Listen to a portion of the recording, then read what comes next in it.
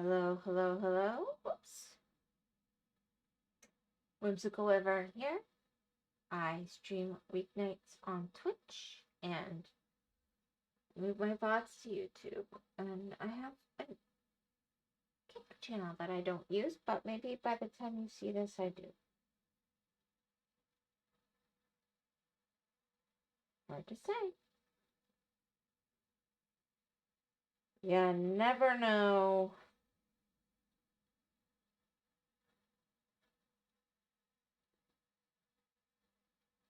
Alright, so I'm trying to get my notifications done super quick. Alright.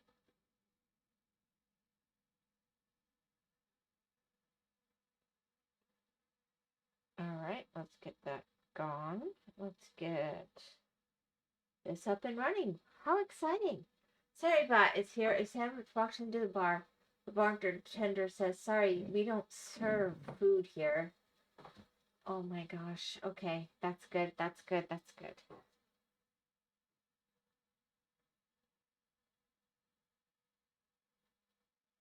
One minute and 18 seconds in and I haven't done my notifications.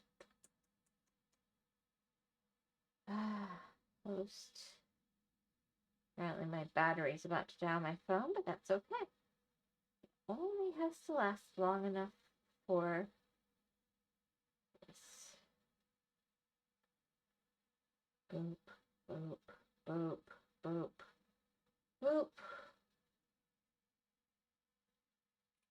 Take the picture of the dad joke of the day for my dad because he likes that. And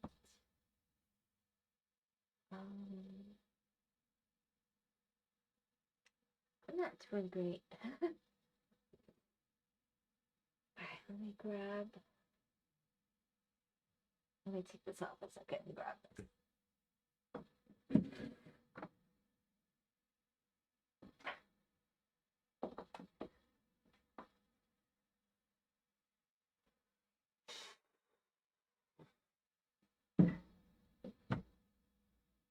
What else is on floor clank like that? That's kind of weird.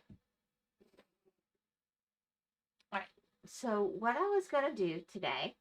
Hi, Nameless. How are you today? So what my thinking for today is I'm doing homework with reaction, and I will, of course, it's going. Oh my gosh. I'm here.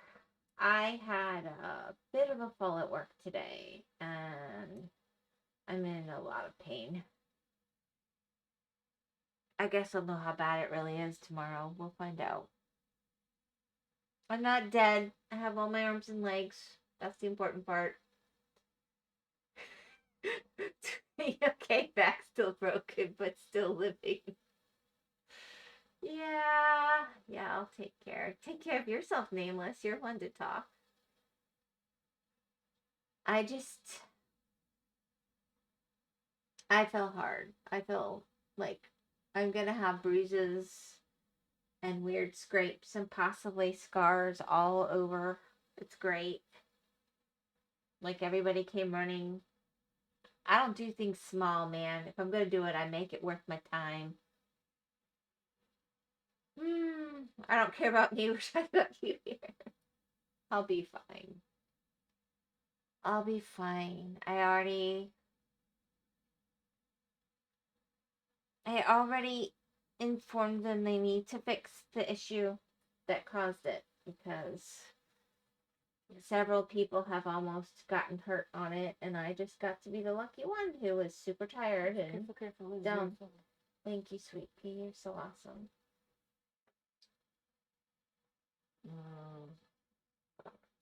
Thank you. That's perfect. Anyway, I knew they had moved something slightly in an area I work a lot and have worked for years, and we all do things with muscle memory, which you're not supposed to, but you do, and we're all like, somebody's gonna really fall, that needs to be moved back. And I just got to be the lucky duck. Woohoo!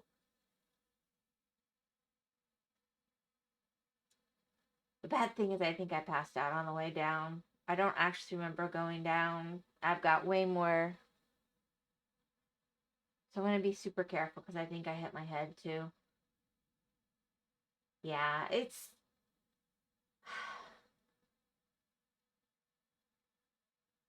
yeah. So what I was thinking, because I'm trying to figure out how much of the game problems in the demo were because of like potato computer issues because it's the demo. So I decided to look up a tutorial on the game and see, are they running into these issues? Are they giving recommendations for how to avoid that as part of my reaction content today? Will I be okay for streaming? Yeah, so far. I've got a few braces on. I've got my feet up and I'm just being careful. My kids totally babied me. They totally babied me when I came home. My son saw me. He took one look. He's like, do you have a dinner plan? I said, not now. And he goes, I will take care of it. He went in the kitchen. He made dinner. And he brought everything to me. You keep saying you have a potato PC, but you don't want me to buy you a new one. Dude, you are not even working right now because your back is having problems. I don't want to take advantage of people. Anyway, but that's very thoughtful and sweet. The thought is very appreciated. I do have the sweetest kids. And then, yeah. So, I don't know. I'll be okay. I'm more worried that I think I passed out on the way down a little bit because that would not be the fall. That would be my heart. So, we'll see. I have backup money. Don't worry. You're beginning your life. You're beginning your life. You're setting up. You're getting ready to be this incredible provider for an incredible family that you're going to find one day. And you're going to be the best, I'm going to guess, husband and dad in the world. And you are just going to be amazing. If that's not what you want, that's cool. But I think you have a future, my dear. Don't waste it on us silly streamers. You do your saving. You do good. You reach out for your dreams. Yeah, but now I want to provide for my friends. You're a good young man. You're a good young man. You're very sweet. Ah. I'm definitely old enough to be your mother because you're older than my youngest. You do not need to be helping me out, but you are very thoughtful. And it makes me smile every time. Anyway.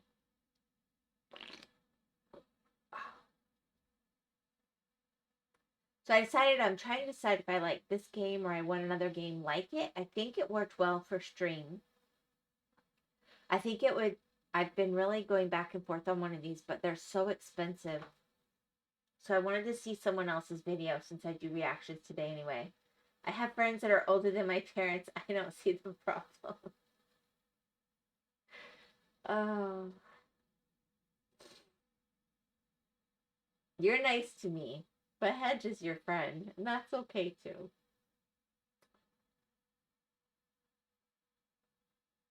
So I don't know anything about this person, but they had a decent looking game guide for beginning the game. So I thought that'd be a good way to judge it. And then there's another video. Yeah, and reacting might be better for you in your state. Yeah, I promised everybody I would do this today, and then yeah, it'll be better. And then if it gets too much, I'm just gonna end early. But there's one other one that was the 10 points you want to keep in mind when you're starting the game by someone else that had a lot of views. I looked for people with over 5,000 views that had really spent some time on the game. And also I was going to react. I don't know if you were ever a fan of Alton Brown,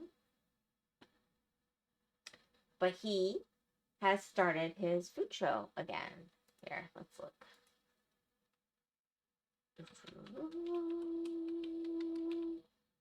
But on YouTube. So I don't think I get copyrighted the same way as with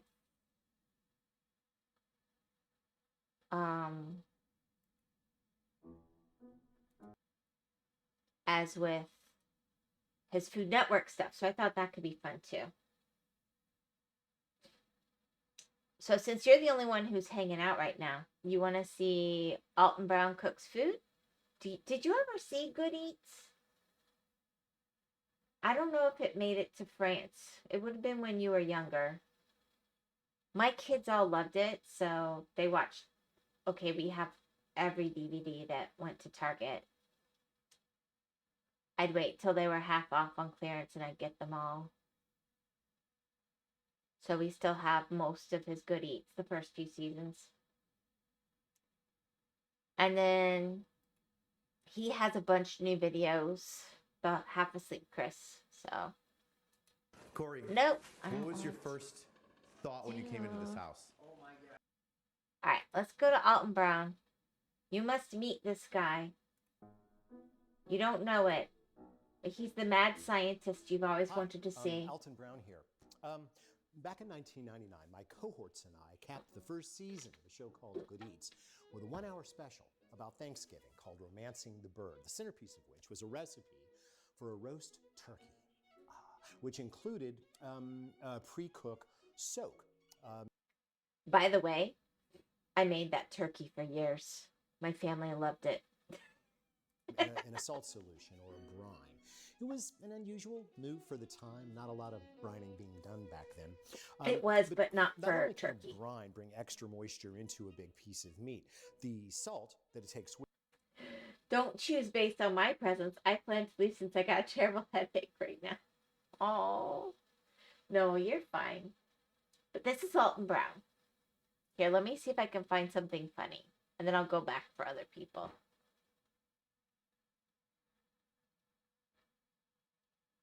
He did a lot of sciencey stuff. So palatial, thus showcasing several of the changes, refinements, and innovations that I have made to the process. Well, what he through did, the years. For instance, he had things he wanted to be doing that Food Network was not letting him do because they were cable. And now that he's on YouTube, Most of the turkeys consumed. he did a lot of this camera in the fridge stuff. But now that he's on YouTube and Food Network doesn't own his show at all, he's got a lot more freedom and he can be more adult, and that's why he started with drinks. I put it in the like at Thanksgiving, I did put right before that in the Discord, but I hope you have a wonderful relaxation. You're welcome to hang out. It's going to be chill. It's going to be slow. I really hope your headache gets better. I think headaches go with backaches, I'm going to be honest. Do they have you on muscle relaxers? You got to be careful with those. I can't take them at all. I'm allergic to all of them. If you have trouble with them and you still need to do the muscle relaxing, I'll DM you what to do.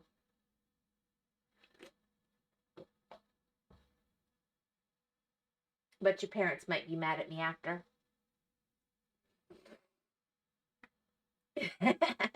I hope you all have a wonderful stream. Take care of yourself, please. I will. I hope you do too. I'm going to discover this new YouTuber that's not new at all, that I know nothing about. No muscle relaxer. Oh, yeah, I'm allergic. They make my muscles contract spasmically. You can imagine how awesome that is when they're trying to relax the muscles. That's the first thing that happens, and it goes down from there. So I've had to find some more natural solutions. I'm just tired as frick and spending a bit too much time without wearing my glasses, so got the headache claw.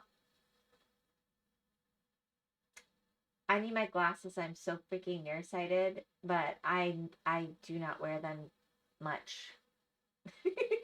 Yeah, you didn't really have the choice now. No, I found another solution that works really well, but it's only for a few days at a time. Anyway, I hope you have a good rest. Maybe a cold cloth on your head. Be better than me. Wear them. Well, I wear them to drive and work and stuff. It's just like reading, looking at my phone, close tasks like cross stitching. They're a pain in the butt. I just don't mess with them.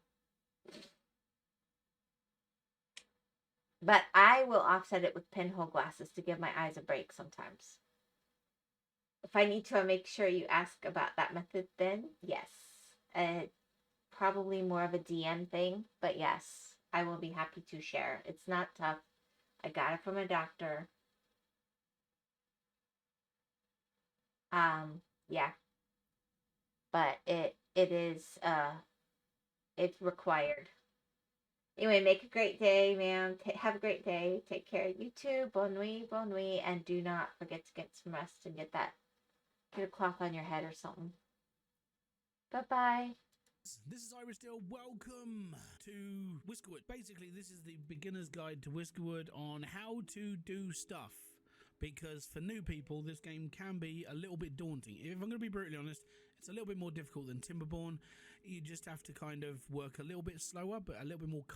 Timberborn is another one that I was looking at before that I saw this come across.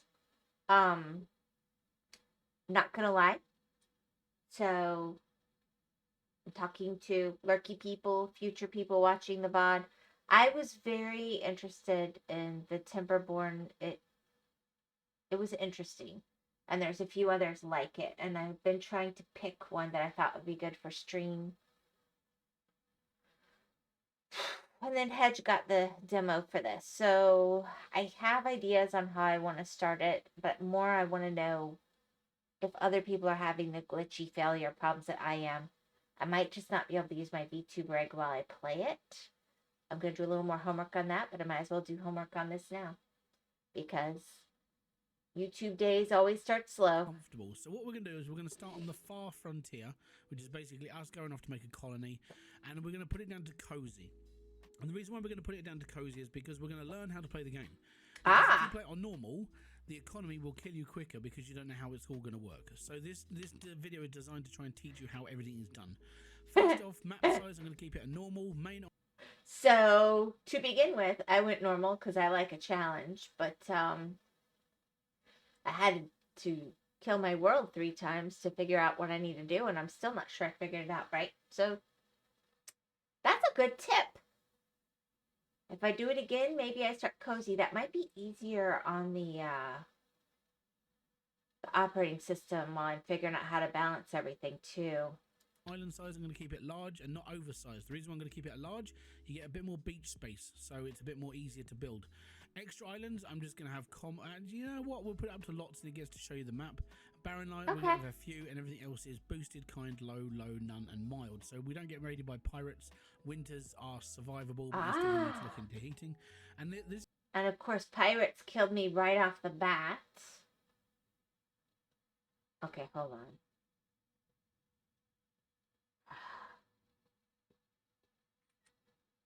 Alright. This is the most important part you're going to be looking at. Over here on the right hand side is the people you're going to be taking with you. This is the only time you get to reroll. Oh! So, if you're not happy with what's there, reroll. But you will need an apprentice, and I'll explain that as we go through this video. You will need 1 apprentice. Now, if you can reroll it and get that apprentice to be a farmer, even better. Right? So that's what I'm going to. There we go. We've got an apprentice who's a loner. Fair play. I actually don't mind that. And it's basically, this is a farmer as well. Now, this will help you, and I will explain it as soon as we land. Okie dokie, so welcome to your first island, and like I said, if you build a large island and not an oversized island, you get a bit more flatter space to mess around with. So that's like the first thing I'd basically warn you to do. Yeah, Secondly, I you wanna figured be that looking out for- already. Let me just pause this up so the time doesn't keep The clicking stairs by. are a pain in the butt. You want to be looking for like one of the best places to build on, so you can go from there and work into whatever you're about to do. What you're going to be doing is you're going to be looking for the best place to put your dock, the best place to put certain stuff to start with. Now, this isn't necessarily a bad thing to have.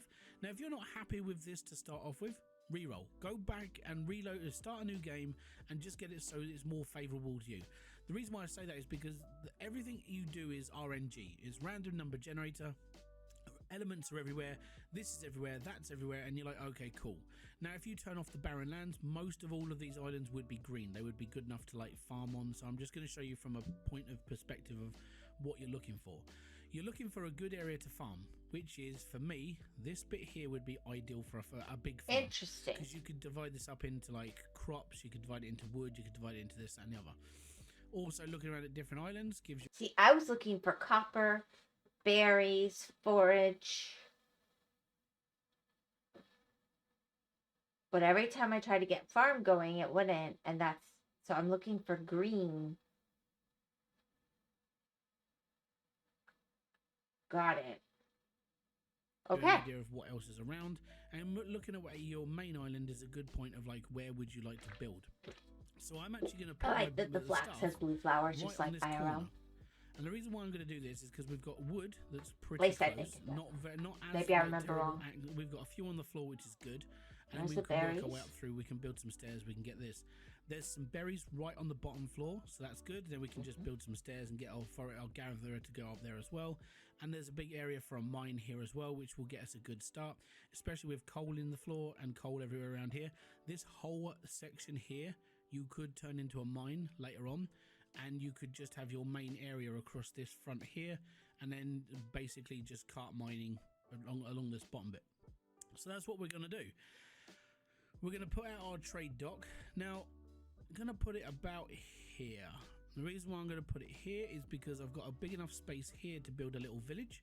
We can also knock out a couple of these steps with some coal. Yep. I'm looking into like easy ways to make money really quick, because the first like couple of days you're going to learn very, very quickly on how fast you need to do things.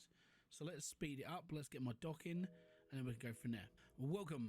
There you go. There's all our people. Fantastic. Bring them all aboard. Or all ashore. Right, now we have to build a warehouse. Build warehouse very close. Get that built. All is good. Well, I already beat him to it. We already placed our dock. We're all good. Now, this is unfortunately, this is where the game decides it's going to start kicking you in the teeth just a little bit. Yeah. Because everything from now on is you having to pay for everything. Right? You have to buy your own supplies in. They start taxing you on your supplies. They tax you on everything. So either keep it low and start becoming more self-sufficient, or take it and be like, yeah, okay, I'll spend that loads of money, which you don't really not necessarily have. So we're going to unload. We'll take our first load of debt, which is 32 coins. Okay. We don't get a choice in that, by the way. Right. All right, so this is where it's going to get a bit more important. You got to put things out. Now, the reason why I preferred it actually here more than anything is that we have easier access to this island. If you look at how I shallow couldn't the figure out water is, how this to is get only 1 across. square deep. So this means that when it comes to actually building bridges and stuff, less effort. When it comes to building land bridges, which you can do later on, it's less effort. And if you can connect these up easier, then you've got access to rock salt and you've got access to potash. Potash is fertilizer, makes your crops grow better. All is good. So there's a lot of access here already. Now what we want to do is, because we've got bushes here and bushes here, we need to build a forager. Yep. Now the forager is basically going to look for food and anything like flax or things that you're going to need for clothing, that and this, that and the other, basically. So that's where we're going to put our forager, because we've got easy access to these bushes. The plus side to the forager is you can move the forager around. Once you've put it down, you can move it. So if it's in an inconvenient spot, you just move it around a bit. All is good. So that's where we're putting that. Now, I've got to mine very, very quickly. I've basically got to put in a couple of holes somewhere so we can actually make some money very quick, because we're about to get like bowled over by the cat straight away. So what I want to do is I want to actually take out these 4 squares here, and then we can get access up to here as well. It just gives us a little bit of free time. Also, I mean, if you see anything like coal and stuff in like strange places like this, we can cover those holes up later. As long as it's easily accessible now, we can then get into it. So we can cover it. So I'm going to put my miner. Let me just exit that. We're going to build a miner, and the mine, as you can, so this is the view that you get when you actually push on the mine tool. You can see all the active mining areas on your land. Now, the reason why I said this would be a good place to have is because you've got access to copper, you've got access to coal, and you've got access to stone. You could take out this whole side of a mountain, and you could be mining for hours upon hours, and it wouldn't run out. You'll just keep mining down. Over time, that's just the way mines go, if you don't know about real life. So what I'm going to do is I'm going to put my miner here for now, and then and I'm move going it. to take out a little square here. We got some coal, we got some stone. It's good enough to pay off the 32 in tax, even if we have to, like, you know, take the joys of like life. So I'm just going to take out this step, and I'm going to take out this bit here as well. And then that's just going to be a small mine, just so we can get all the coal out of there, and then I can move up through the map when we've got a bit more spare time. At the moment, you're just looking at anything to be done as fast as possible. Yeah. Now, the woodcutter, this is going to be. I love that he's doing all this on pots. I'm going to put right here. I And the reason why we're going to I put him right kind there of found is I could do because that. when it's finished, you'll see the radius of what he can claim. We build the stairs for the forager, and we build the stairs for the woodcutter to be able to get up there and do everything else. The last thing you're going to be looking at is to farm. Now, if you look at like the actual like heat map, which is don't farm down here, this is crap. And then as you go up through, it becomes more and more like easier to farm. You're looking at like the really bright green spots. It's okay farming on slightly more like oranger spots. You just won't get as big of a yield. But when you're only supplying for like 10 or 11 mice, it's not normally that bad. You're looking at farming to subsidize the forager, but we can do that as we go through. So that's the basic setup of what you need first. So we don't now, the need reason wood. why you wanted an apprentice farmer, and this is just like something I've learned and I'm going to pass on to you that it will help you as soon as you start the game, is if you go into food processing and click on the fishing dock. When you have built the fishing dock, which is going to take a ton of logs, but you'll wait until you've basically built everything else and start actually doing it. When you've started doing stuff, you need a apprentice farmer or an apprentice person at least to do it. The reason why I chose to get an apprentice farmer is because it works a little bit faster. This explains so you're so able to much. fish faster, feed people faster, no complaints, no starvation. So let's just zap through this, and I'll get all this built. And then we can go from there and attack this in the next section. Cool. So if I do this task, I get 2 people doing mine. I get 1 extra mouse. So I'm going to pause it up, and we're going to start dividing up my people. So a forager, if you look at this item here, it says Explorers Guild plus 50%. So if I get an explorer, which is this, I'm going to put Flint in there. No, that's not. That's a machinist. Sorry. If I'm going to put Marius is going to be our gatherer, and the white circle is everything they can gather from.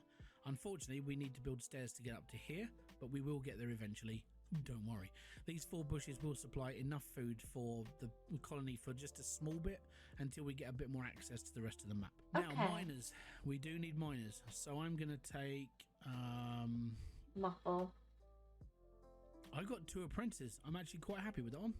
So we've got a gifted teacher and an apprentice miner here. So I'm going to take that one, and I'm going to take that one. And that means we've completed our task. So we click up on our first one, and we get 1 extra mouse. Okay. Which is all good until you realise you have to rehome that mouse as well. Have fun with that. So these miners will basically take on any area you mark. If you don't mark it, they won't work it. So you have to mark out a mine.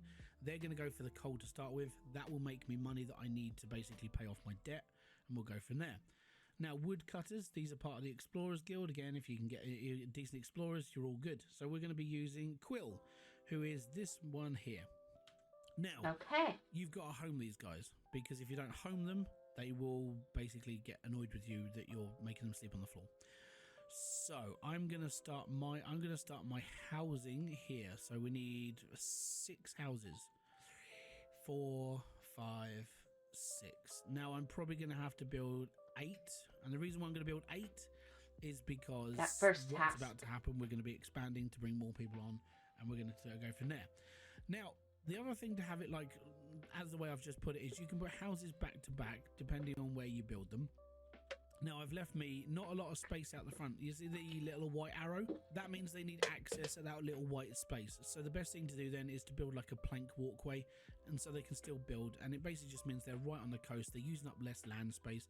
You get a bit more space to but I couldn't expand figure out it. how to So do let me that. just zap through this, get this all built, and we'll go from there. Sometimes stupid things happen, like this. This is a construction zone now, so no one's going to be able to walk through it. And because I put down the thing, one mouse kind of jumped out the way and now is on the wrong side of anything. So I'm going to quickly build a plank walkway there. And the reason why I'm going to build that there is so he can get out of there. All right, cool. And I'm going to destroy it. It doesn't affect the logs that I've got. Okay, the Whisker ship has arrived. So what we're looking for is mainly for, if you want my advice when it comes to people, you want people who... Okay, I'm not trying to steal his content. It actually sucked me in. I'm very sorry. Okay, so...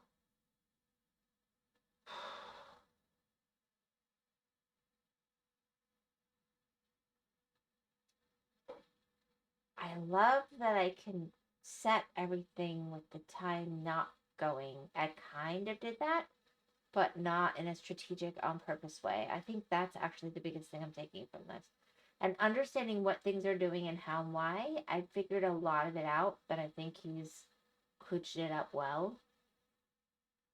The housing thing, oh my gosh. Yeah.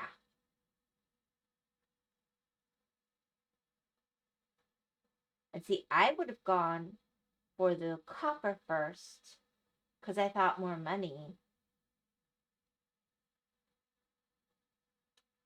But I think this is better. And then I guess when he gets more people, he could do more who sound like they're going to do something good. You don't want, when it comes to loners, you need have to build planks. separate houses for people who want to live on their own. Kind of annoying in certain respects. So it's always look at, like, if you look for people who are diligent, or if you look for thoughtful people, if you look for this and that, you'll get a better colony. And it's always good to have people who are more than happy to like do stuff. Now this guy here, strong shoulders and thoughtful, it means he can carry more. If you accept him, that's a good thing. Now we're going to need a farmer, so I'm going to take Clover, who's a diligent farmer. Not the strongest, but you know what? This person will do their job better, which means it'll work out better for your crop later on as well. And I mean, everyone else is okay, but I think right now I'm kind of fine. So we've got 8 mice, and I'm building 1, 2, 3, 4, 5, 6, 7, 8 houses. Once they're all built, that is where I'll stick for a bit. Okay. If you want to get rid of the ship earlier, click refuse all, and the ship goes away. Now what happens with the miner is that they basically store stuff in their hut to start with, and then they move into here. If you look in the top left hand corner, my storage is down to 46 and I owe 40. But with the coal going in, it's now worth 98. And this means that it's slowly but surely, the amount's going up. I'm getting better. I'm having a happy... Yes, and I'm learning how to win even better. How you doing, Dragon?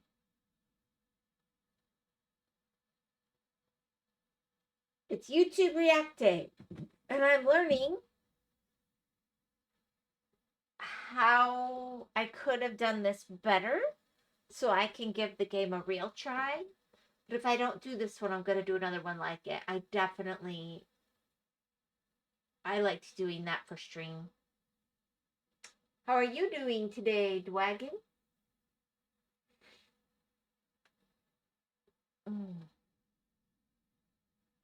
time doing this. Oh no. Now with the other people work, you know, Lost had a headache. He's been feeling bad with his back in so much pain. I had a wonderful fall today, and your liver hurts. I hope everybody else had a good day. I'm sorry. So I really brought on those extra mice. They're building the houses whilst we're doing this. So whilst BC they're or building, it's aspirin all helps good. with something like that You very need well. spare mice to be builders. Most of the time, they're going to be sitting around doing not a lot, but at the end of the day, that just means they're there just. Is the fish girl doing okay then? She might be the only one doing okay. Yeah, that's right. Hedge wasn't feeling well today either. Maybe it's a weird weather. I don't know. Moon or something. Fish girl was doing well. She made me coffee and brought it in, which was really sweet. My son saw the shape I came home in, and he's like, "Do you have a dinner plan?" And I said, "Not now. I just heard. Just let me think for a minute." He goes, "Nope, I got this." And he went in the kitchen and he made dinner, and then he brought it to me. So sweet. I was like, "What are you gonna make?" And he's just, "What I can make." He can't cook much, but so help me, he cooked. It was so sweet.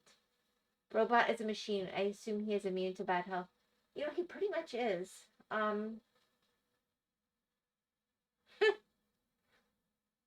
He pretty much is. If he gets sick, it's very, very serious.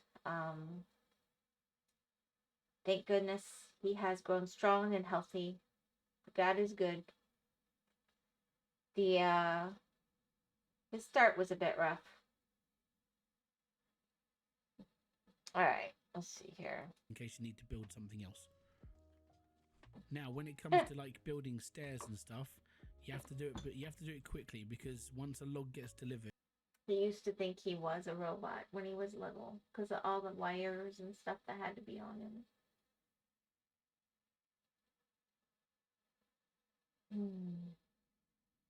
It gets used very quick, and if you're building houses, it gets used really quickly. So You try never and get know a it log now. in quick, and then try and get your stairs in so they can, so you're able to move very fast. You're able to move faster. So in the top. Okay, so I missed the stairs. Hold on. How did we do the stairs? You need spare mice to be builders.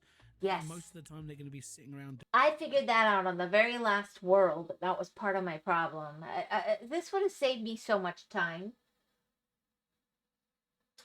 Yesterday I saw a giant lizard in my backyard then. Thanks to Google, I found out that in this area we are supposed to be surrounded by 1.5 meter long lizards. I had no idea. What kind of lizard was it? If you Googled it. You don't get monitors, do you? Are monitors in Argentina? No, they're bigger than 1.5 meters, though. It wouldn't have been a monitor. Lagarto overo. I think our zoo had one in the herpetarium for a while. They eat chickens and their eggs. Yeah. Yep. That sounds like a monitor. We have wild iguanas because they got loose, but thank goodness we don't have the larger lizards. We have anoles, skinks. The skinks get big, really big. They're pretty too. We do have the glass lizard. That's very cool. Don't see those very often. I haven't seen one in years, but the glass lizards are super neat. They look like snakes because they don't have legs, but they're actually lizards. Doing not a lot, but at the end of the day, that just means they're there just in case you need to build something else. Now, when it comes to like building stairs and stuff, you have to do it, but you have to do it quickly because once a log gets delivered, it gets used very quick. Yeah. And if you're building houses, it gets used really quickly. So try and get a log in quick, and then try and get your stairs in so they can, so you're able to move very fast. You're able to Now I move understand. faster. So in the top Okay. bar, you've got how many mice are in your colony. So that's why it was so easy to build sometimes We've and got not 4 others. I main have to have a log workers, and then in. we've got 2 scrolls. The Okay. scrolls are basically things that are going to be rewarded to you every time you do a colony, so you'll be okay there. The red stamps is basically your re-rolls, your food icon, obviously food. The one next to it is for fuel, so you'll be making fuel for like fires and bits and pieces later on. Then you've got logs, stone, planks, cut stone, and machinery parts. Cut stone is good for selling off later on. Yeah, but when how do you the get smuggler machinery ship. When you bits? get access to the smuggler ship, you're all good there. So here we are. This is the main thing of what we're looking at, how our daily approval goes. Daily approval, everything on the left is good. That's so obvious when I pause and look at it, and I'm not the one playing it. I was like, that's good, that's bad. I didn't even clue in that it was a good side and a bad side. This is what I get for experimenting with a game without a tutorial live while I stream.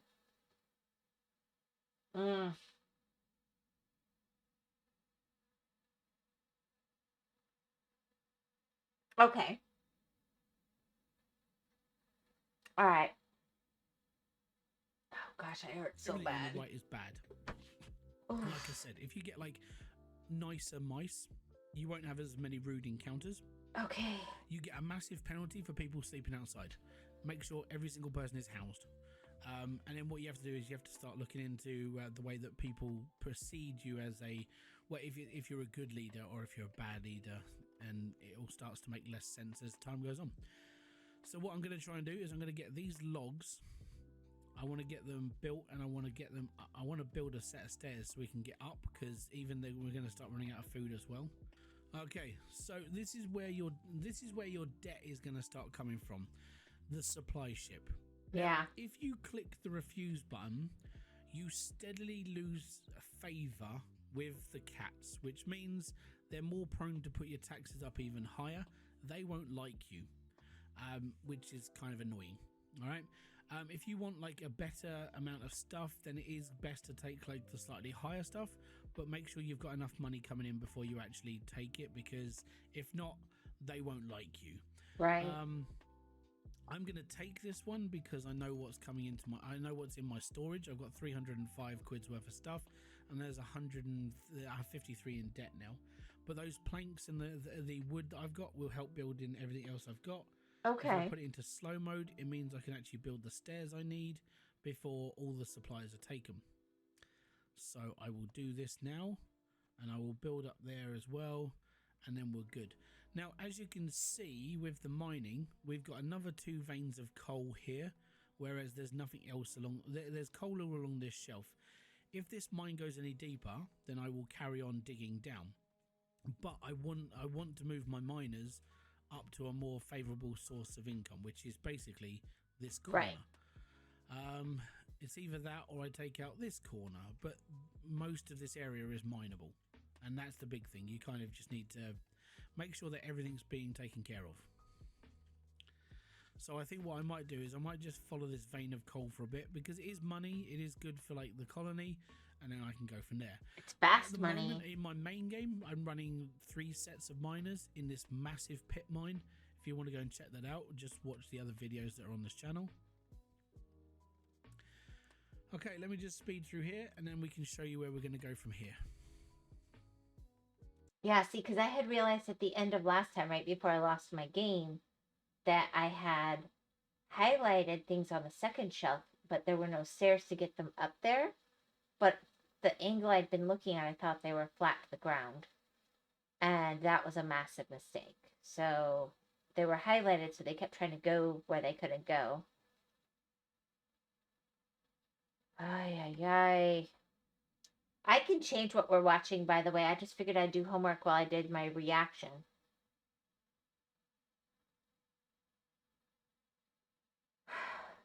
I did a lot of time management strategy games, is what they're called now.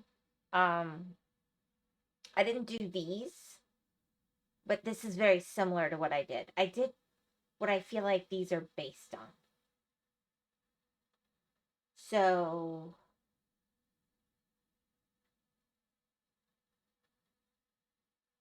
kind of. I mean, I could probably show you. Let's see. Here, let's just have another. Why not? Yep, Brave, we want more YouTube. Hold on, let's see.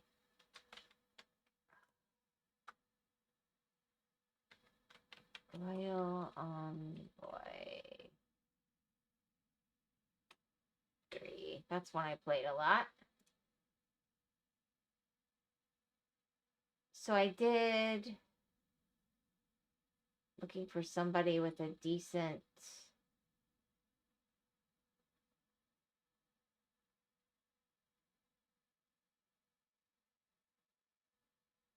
But basically you would go on and you'd have to overcome obstacles and build things up in each of the places and get as many resources as possible. You'd have to be building all your food source. You'd have to trade. You'd have to... But this is a very rudimentary compared to this. But conceptually, you have to decide. Are you building a... these are each spots where you have to choose how to spend your resources. Are you building a farm? Are you building wood? Are you building something for iron? Some things have to be in certain places. Some things don't. Like the mines had to be near things you mine. And then it would get really crazy as you send people different places. You rescue different people. Happiness mattered. It's like he's taken the mansions and he's upgraded them. So he's built better homes for them so they give better taxes so you have more money so you can do more stuff. The tax component is why I looked at Royal Envoy. But realistically speaking, this is more open world. But it hits the same kind of spot. I think it's more like... Oh, frick.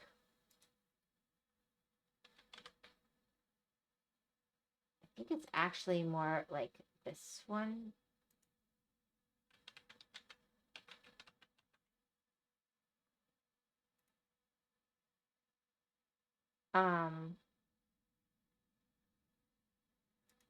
My issue with this game, is this just the book? What the heck? Yeah. But on this one, the levels were like an hour a level and crazy. But you freely chose where you built everything.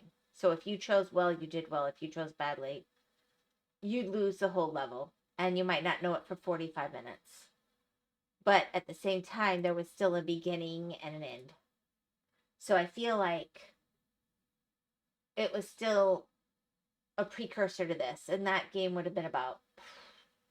Oh gosh, it's probably 20 years old. So I don't know if that's a yes or no. In this sense, no. But in the sense that it's like a world-building game with strategy, yes. Those are surprisingly recent games. I thought it was going to be like something from the 90s.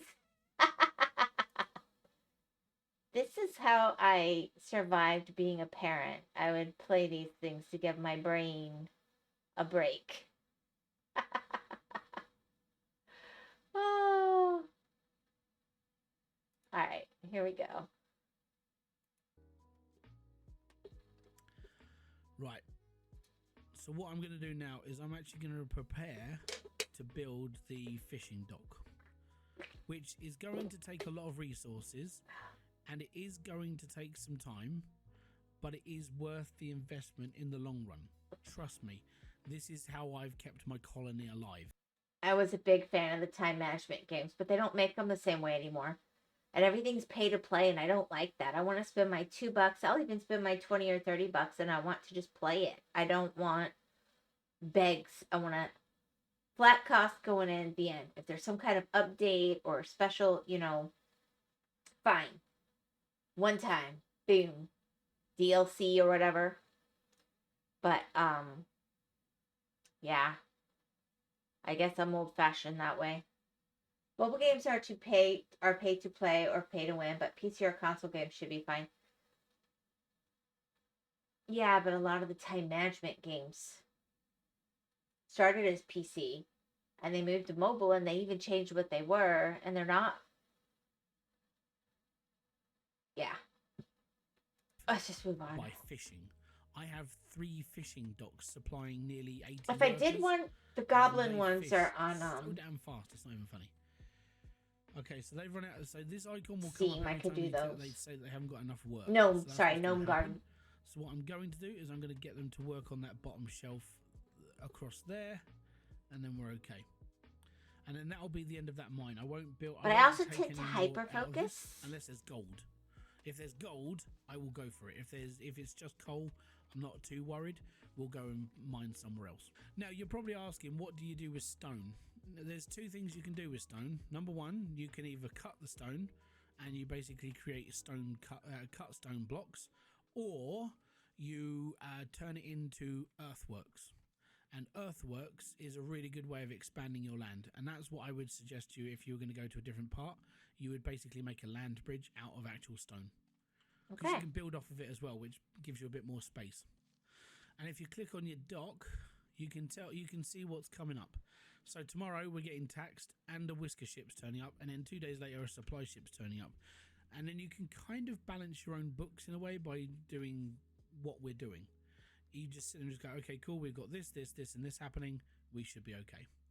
Now we're waiting for logs on this. This is going to take a little bit of time, but because our houses are almost finished, the logs will go straight into See, I storage. could We have can sworn I actually use needed them for the fishing planks. dock, and then So maybe life because he's becomes a lot doing easier. cozy, Especially when you've got this fishing and a hunt. it's an easier standard at first. You get a lot more food for the colony, and food becomes less botherable.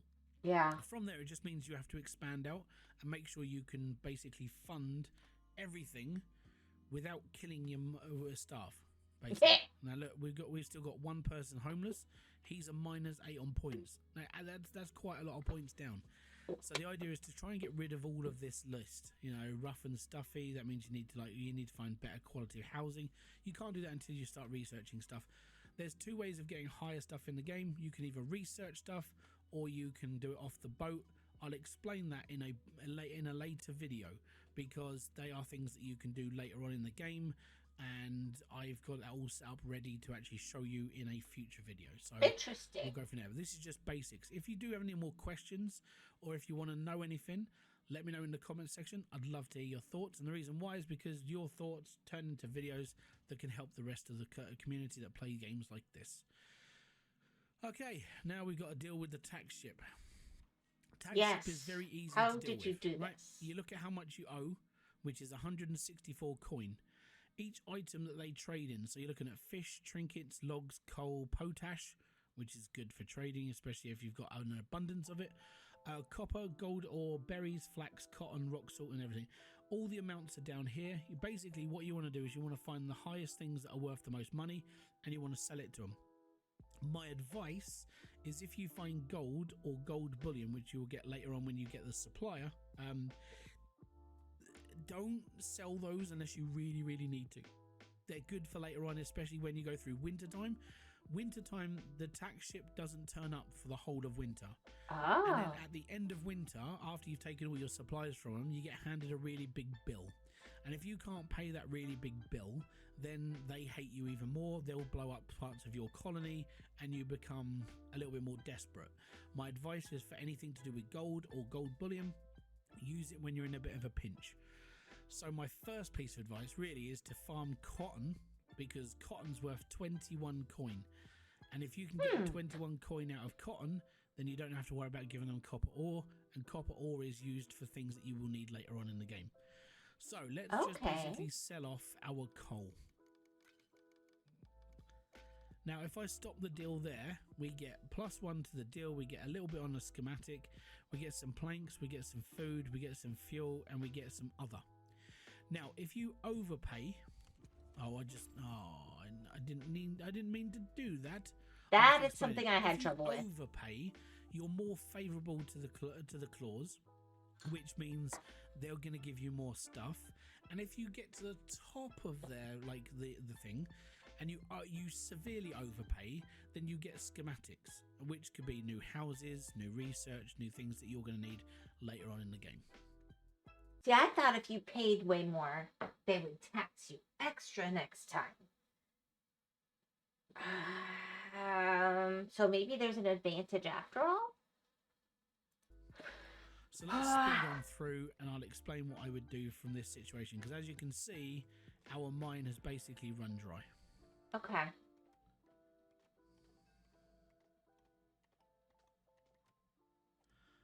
Okay.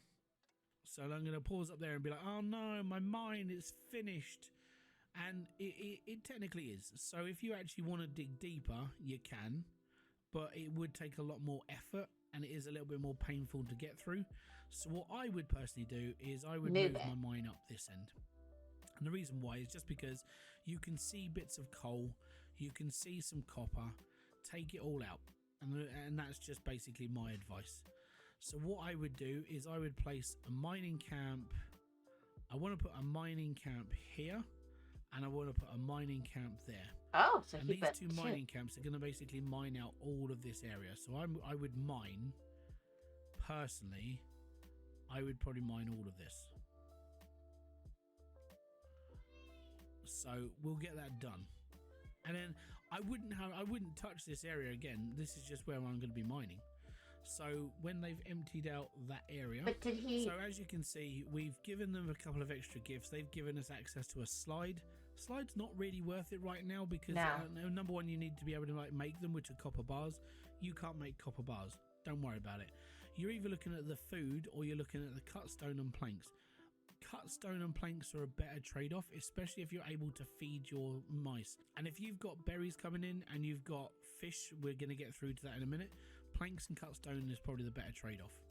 Okay. So what we really want to do is we want to wait for this dude to stop. Actually, we want him to stop. Like, we want him to get through one of these bushes so we can build another ladder up. The woodcutter's doing okay as he is. These have got no whiskers in it, so what I'm going to do is I'm going to blow up the mine. A boom. And then what I could do is I could fill in this hole and use it to build in later. So what I want to do is I want to look into getting some more miners personally. So I will take him, and I'll probably just chuck some. You know what? We'll take that as a spare farmer because I do want to start farming ASAP. Okay. As soon as I've got access up to the next level, that's where I'm going to do farming. Now, as you've got miners all the way around here, which is a really long walk. I mean, that's a stupid. Okay.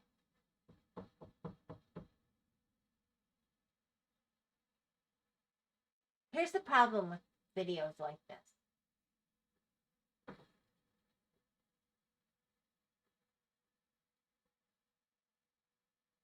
It makes so much sense. And then I'll be streaming. And I'll go to play it.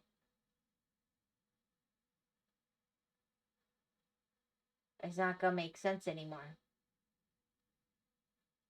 But I think this is helping me get a better picture in my brain.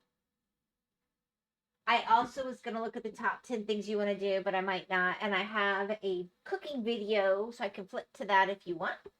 I have a Alton Brown. Are you familiar with Alton Brown?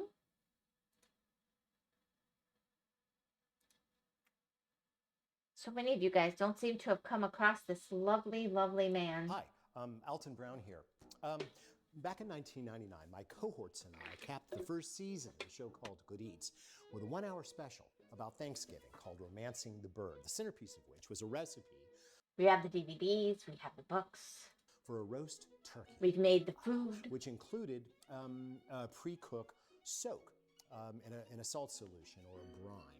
It was an unusual move for the time, not a lot of brining being done back then. But not only can a brine bring extra moisture into brining's a always piece been of done. meat, It was the unusual salt to do it that with takes turkey. it can alter the proteins inside so the mussels don't, well, surrender moisture quite as willingly as when they aren't brined.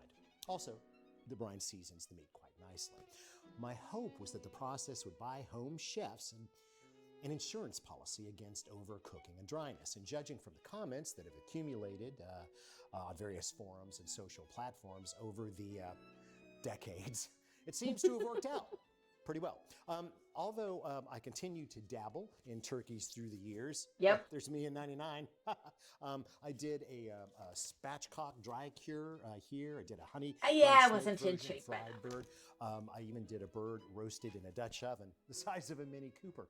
But I've never revisited the original until today. Here in my top secret test kitchen. Zoom out. Zoom out. So palatial, thus showcasing several of the changes, refinements, and innovations that I have made to the process through the years. For instance,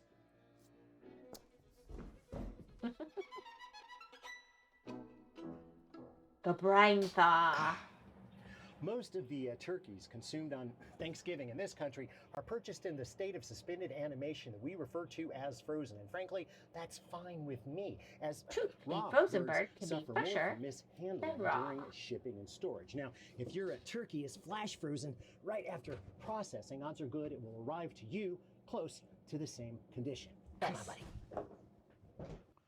Of course, this means you gotta thaw the bird, which can take up to a week here in the refrigerator, where it's gonna take up considerable real estate. And then, of course, you gotta find something to brine it in for 24 hours while hopefully keeping it south. I never did it in the fridge. I always used a cooler, but he's got a better idea here.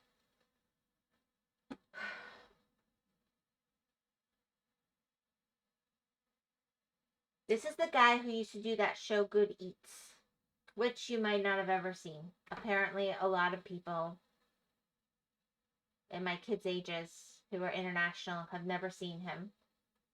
But we enjoyed him a lot, and I'm kind of hoping that I don't get copy claimed by watching and reacting to his stuff, because he's not with Food Network anymore, and I think he is kind of cool, and he inspired a lot of the other people we watch, like Guga. Anyway. 40 degrees Fahrenheit. It's a pain, and plenty of you have told me so. The solution? Simple. Thaw and brine at the same time. Yep. Which is what I always used to do. Alright, so we have that. We have that. We have this little crack house. Oh, I know what you need to see.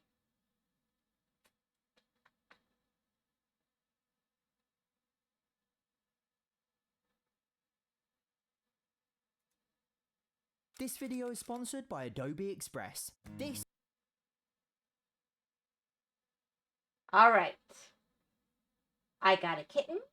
Cat mystery boxes I think I already did on stream. Kitten versus robots. I built a castle for my kitten. Come on, Dwagon. I know you have one you want. Robots or kitten? I mean, castle.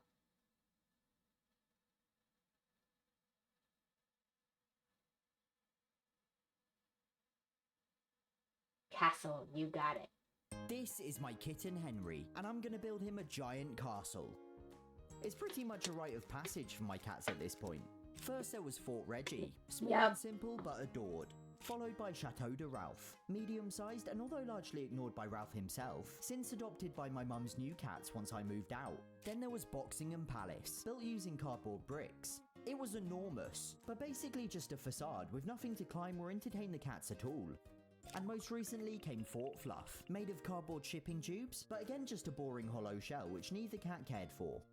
And see, we were trying to figure out when he did this one, so we'll have to go back to his videos because we watch his stuff, but apparently we missed Fort Fluff. Okay, we've caught up on the lore. So now Henry's here, I want to build him the biggest and most elaborate castle of them all. Hello, He's proven Henry. he'll climb anything, play with anything, and he's just all round fearless. Like in this clip, he's literally chasing a robot snake whilst riding a robot vacuum cleaner. My point is, maybe this castle will even be appreciated for once. I mean, I can dream. Plus, Henry's now old enough to go outside, so I'm also going to let him explore the catio tunnels in this video. Alright, let's get building.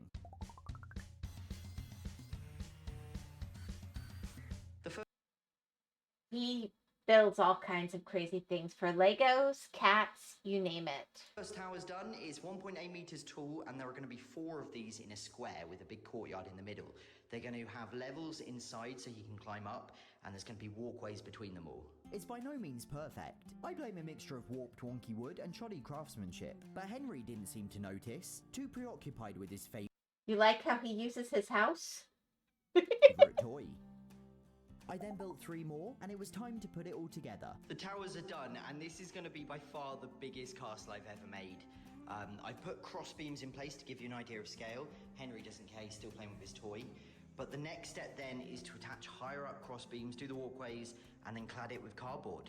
Yeah, After we're thinking attaching so the cross kitten doesn't beams, knock I it cut and down. attached the raised walkways. It's just Oh my gosh! You're right, Henry. The structure's almost finished and the walkways are in place. as Henry is very kindly demonstrating. These are actually leftover decking boards from when I built the catio tunnels.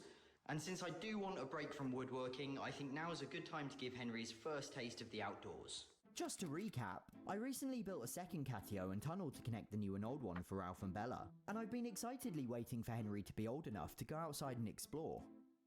Since then, I sadly had to cut down the wisteria as it's just too dangerous for the cats, but at least that means there's no longer any kitten-sized holes. It felt very strange to see Henry outside, and even stranger to see him so calmly taking his time, but quickly he hopped inside the tunnels. From here he took his time some more, taking in the sights and sounds of the big wide world, before soon venturing further into the unknown.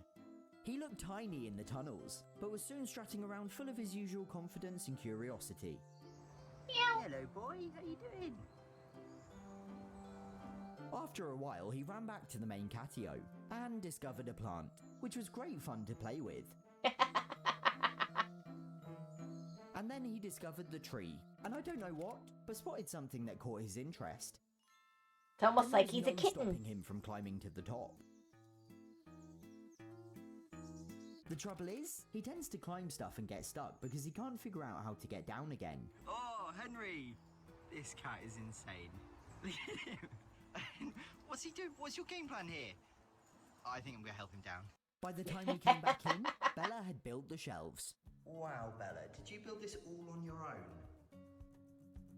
Not to be outdone, Ralph assembled Henry's favourite scratching post in one of the other towers, and Henry immediately had to explore and bite.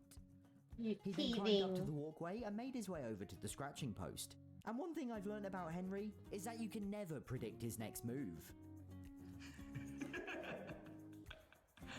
This cat, oh, I can't even. Wow, I think I'm gonna have to help him down again. Come on, dude. Come on. I've got you. Oh. You can guess what happened next.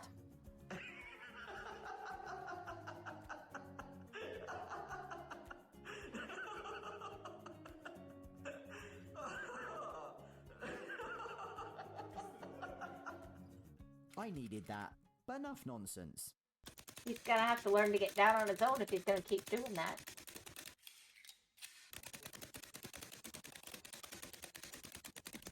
Okay, the towers are done. The back two are purely decorative, although the walkway goes through them. And obviously Henry can climb the front two. I just need to put some windows in them and decorate. I cut window frames out of sheets of cardboard, Of course. sprayed them gold, then cut holes in the towers and glued them in place. I chose to make the walls using parcel paper. I know castles are meant to be strong and sturdy, but I think Henry will like playing with it. I drew some giant Scrabble letters and named the castle Chateau Chaton, Kitten Castle. Finally I added some trailing ivy for colour and texture, and the castle was complete. It's finished and it is glorious. So here's my prediction for what Henry's gonna do. First, he's gonna tear off all the ivy. Then he's gonna tear apart the parcel paper walls. And finally, he's gonna climb up and smugly sit atop the scratching post. But before the inevitable destruction, I think we ought to let Ralph and Bella have a turn. Ralph didn't care. Yeah, he doesn't care in the slightest. I think he just wants to sleep. I don't even think it's gonna be a month. But Bella actually did.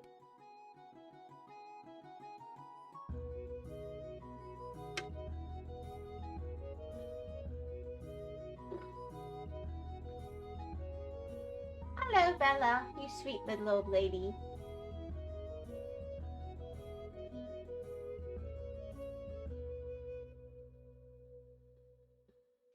Fluffier than before.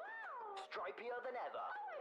More adorable than a baby tapir. Probably not. The Ralph and Bella plushies are back for 3 weeks only. Get yours from makeshift.com now. The link is in the description. Please note this is a pre-order for 2026 and will not arrive in time for Christmas.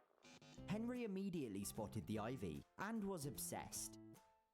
Shocker. Played with it for genuinely about an hour without even going into the castle, tearing leaves off and chasing them around the room. I'm always amazed how something so simple can endlessly entertain a kitten. Look how content he is to sit there and just chew it. And dangle and chew it. He even gave himself a fright. But soon he made his way inside. Hello, dude. That was scary. Hello.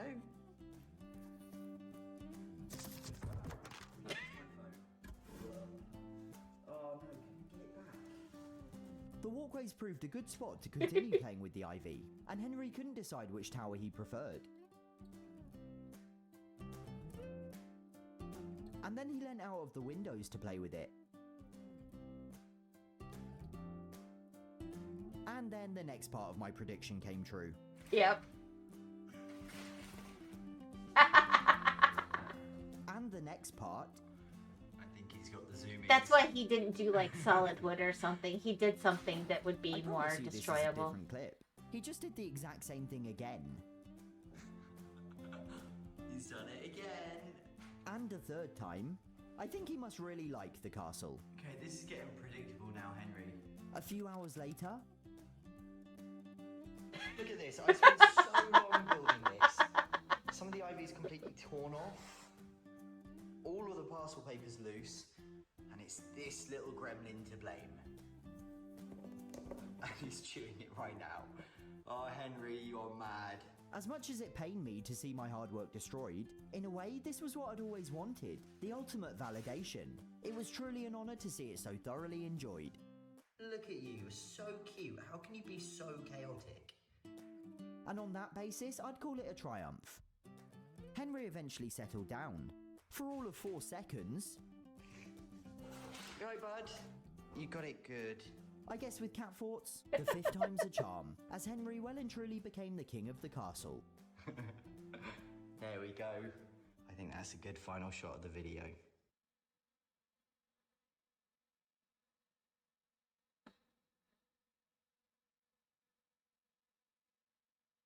So was that a good video for you, Dwagon?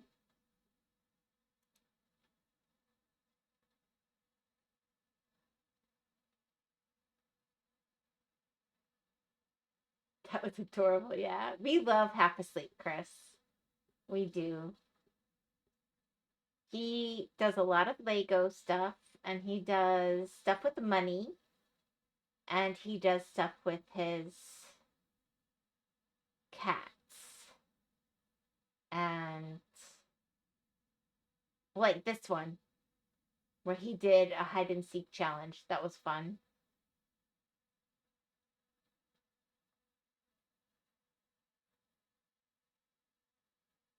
I could do one more, maybe. But he'll do things like he built the Taj Mahal in sight of the Taj Mahal.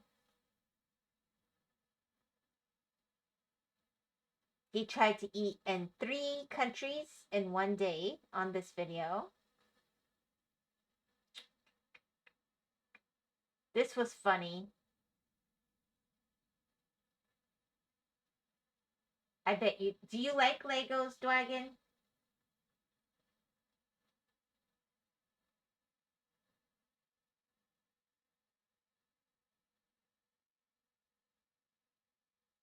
He tried. This is a theme park style miniature boat ride on a jungle river built around my garden.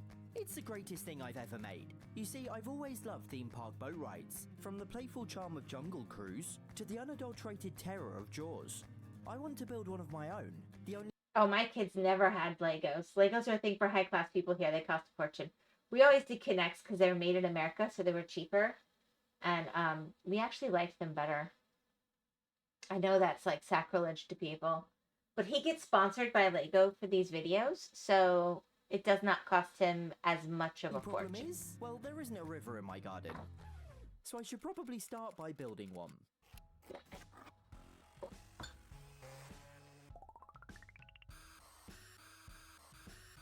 This is way bigger than I planned.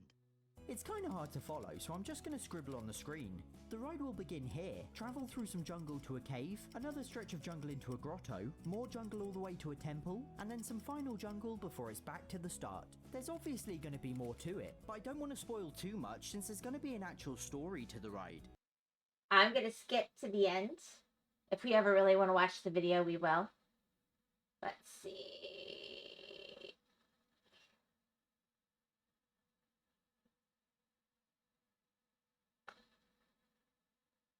Let's see. I then forgot to film lining it with pond liner, and after a little help from the Great British Weather, the river was finished. It's finally stopped raining. The pond line is... Maybe here? crossing a branch. They can grow up in a plane crash. Ah, here we go. Can anybody hear me? Does anyone copy? Hold on, I'm going to remotely activate your lifeboat's motor. There we go. Alright, my name's Chris. I'm talking to you through the emergency intercom system. I'm afraid you've been in a plane crash, but there's a camp a few miles south of your location. I'm going to be your eyes and ears to guide you there safely. I've got a rough map and access to your boat's onboard cameras, including an underwater one. He built all of this. Now. You're in the Salmontoes River Basin. So you can see his house up there. Stretches of jungle on the planet. If you look above, I can just about spot the Salmontoes giant ants crossing a branch. They can grow up to 3 feet long and are found nowhere else on Earth. The water here is also teeming with life, although it looks like something scared everything away. My guess is the boat motor. Now, according to the map, you should be passing a small waterfall to your left. There's also some kind of cave ahead. Whoa! Watch out for the leaves here. I think that one was harmless, but much of the flora found here is either poisonous or full-on carnivorous. Try not to let He had a bit of fun. Hello, Lost. We might lose signal, but it shouldn't be for long. How are you today? We're skipping ahead to the end of this Lego video with Half Asleep Chris. Also, the water might get a bit shallow and rocky, so be prepared.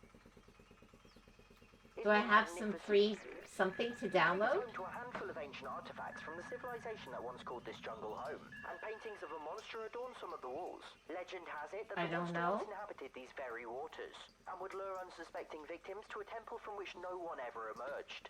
But I wouldn't worry, satellite scans have revealed no such temple, and besides, the legend also says that if the monster's close, all the surrounding plants will wither and die. And this jungle looks pretty green and lush. You believe he built this in his backyard? It took him like a year. Right, been looking at the diagrams for my AI overlord slaves. Ah. This river is renowned for its mist, and it's putting on quite the display for you. This is extraordinary. Scientists aren't quite sure what causes it. One theory is underwater gas deposits, but it's not that toxic. You should be fine.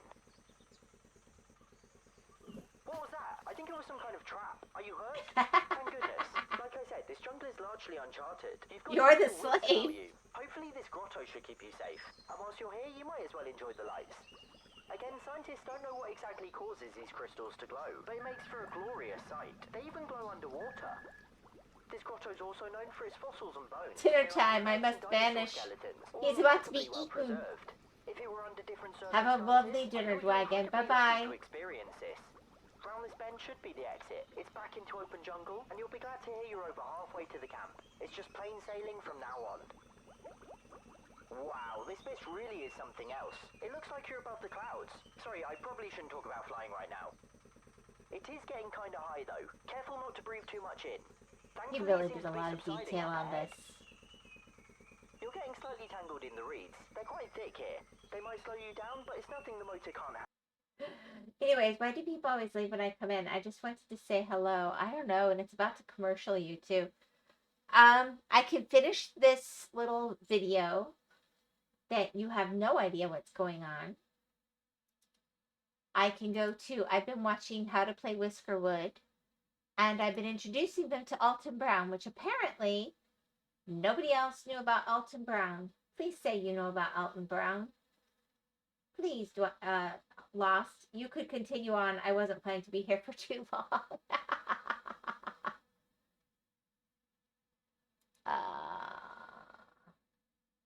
Well, we might as well finish. He worked so hard on this video. Okay, I don't mean to alarm you. I'm sure it's nothing, but some of the plants are beginning to look slightly, dead. Maybe it's the camera feed. They probably look alive to you, right? Just try your best to stay away from the edges and out of the reeds. Alright, there's some kind of structure ahead. That's not on the map. Seriously, please try and keep out the reeds. And great. We're tangled. I'm going to shut the motor off and restart it.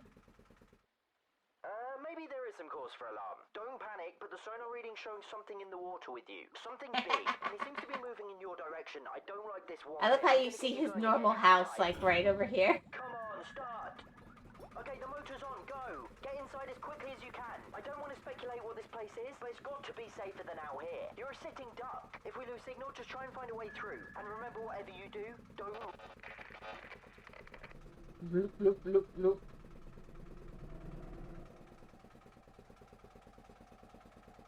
The motor's overheating. It must have have something still caught in it. It might be slightly on fire. What on earth is that?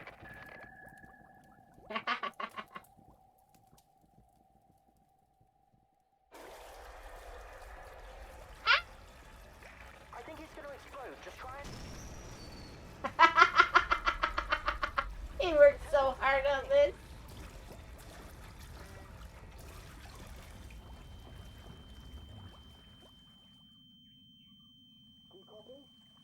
Are you there? You made it. I knew you could do it.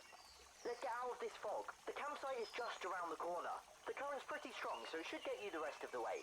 I really thought I'd lost you there for a minute. I don't know what happened. I'm just glad you're safe now, and the sun's even come out to welcome you.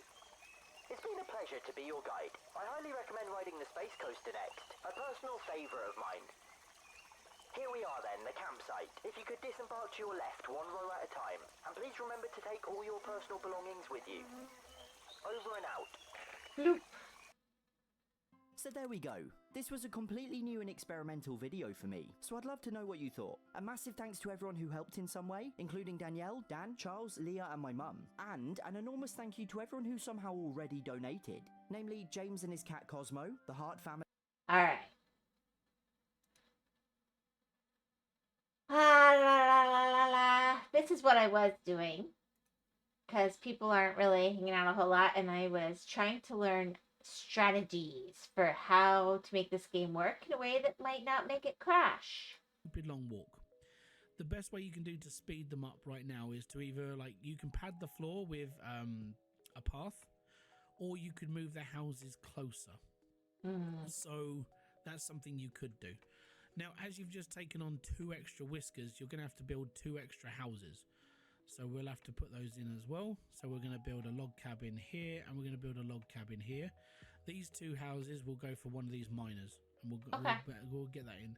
It's going to take time, and it's going to take everything, but we have got a supply ship turning up very soon as well. So we'll get through that as well. And then when it's finished, we'll get this done as well. See, we're going to get all this done. It's just taking time. Now, if you want things to work a bit faster, those ones that we stuck See, with. how else do we get 2 machinery people, is one of the things I'm stick them wondering. in different places. So it's always better to have 2 woodcutters. So what we'll do is I'll chuck Clover in there. And even Clover's not an explorer, so that person won't get the bonus. The woodcutting will happen a bit faster. And our warehouse is filled. It's got food. We've got stone. I've got an idea for stone, but I do need a few more. Right, so we've got 1 mine set up. We're going to do a gift. We're going to put the gifted teacher in there, and we'll put the loner in there as well. And we'll go from there. But that's how much of the mine I want to take out. And the reason why is you can almost take out the whole lot. Now, bits that we can't take, obviously all of this here. Okay. What they'll do is they'll just leave it, and then if they can't touch it, then they won't bother with it. Okay. So that's a good thing. It just means you then know the radius of how far they're willing to mine out. And what they will do is they'll mine, but they can then climb everything else. So you don't need to build ladders for miners unless they're going down. Oh. You don't even have to build them then because they'll climb up the walls. So each mine that opens up sets up a little ladder on each of the blocks, so they're able to climb up and down and do what they want from there. That's fairly good, if I'm going to be brutally honest. It's a good way of mining. As you can see, we'll do this first. I've got some people sleeping outside, but that's not going to be for very long. And as you can see, like the little ladders on the rigging, that means they'll be climbing up and down the mine. That's okay. So with miners, you don't need to set ladders up unless you want them to move faster. Alright, that makes sense. So we should be looking at a supply ship coming in. There we go, 1 supply ship today. And there they are. Right, supply ship. Oh like my I said gosh. before, I always go with the middle one unless I don't need logs and wood. Okay? I just stirred my So if coffee. you I just just found the need, molasses bare at the bottom. necessities, which is a little bit of food, a little bit of tea, and a machining part, get the lower one. It's a really good way of just kind of getting get the claws off your back.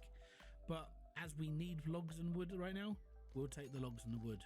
We need it. Okay, so as a forager, he has got this. He can get to this space here. What I can also do is I can help him out by building a set of steps to here. Now this opens up the rest of everything I needed to do. Okay. Now I personally, so not only am I going to be, I'm just going to be relying on berries from here and there even though they do go up here, and I can keep going up there to get them. I want to start building a farm, and because farming does really, it helps take a lot of the grunt off of the actual mice as well, so that's okay. And what we're gonna do is we're gonna start doing berries very, very quickly. Oh, so you can farm berries? I want that as a field, and as we've got access to this, I want this as a field as well, and that'll just help. Okay, and that's all good, and we'll be fine there. And then what else I want to do, when we've chopped down all of these trees, we'll work into going up the next level. Okay. Now, unfortunately, like I said at the beginning, where you can take a woodcutter and you can move the woodcutter and you can place them anywhere else, you can't do that with a farm. Okay. So if you want to move farms, you have to destroy the farm, set it up and move the farm, or you build another farm, and then you basically have two farms working in two different areas.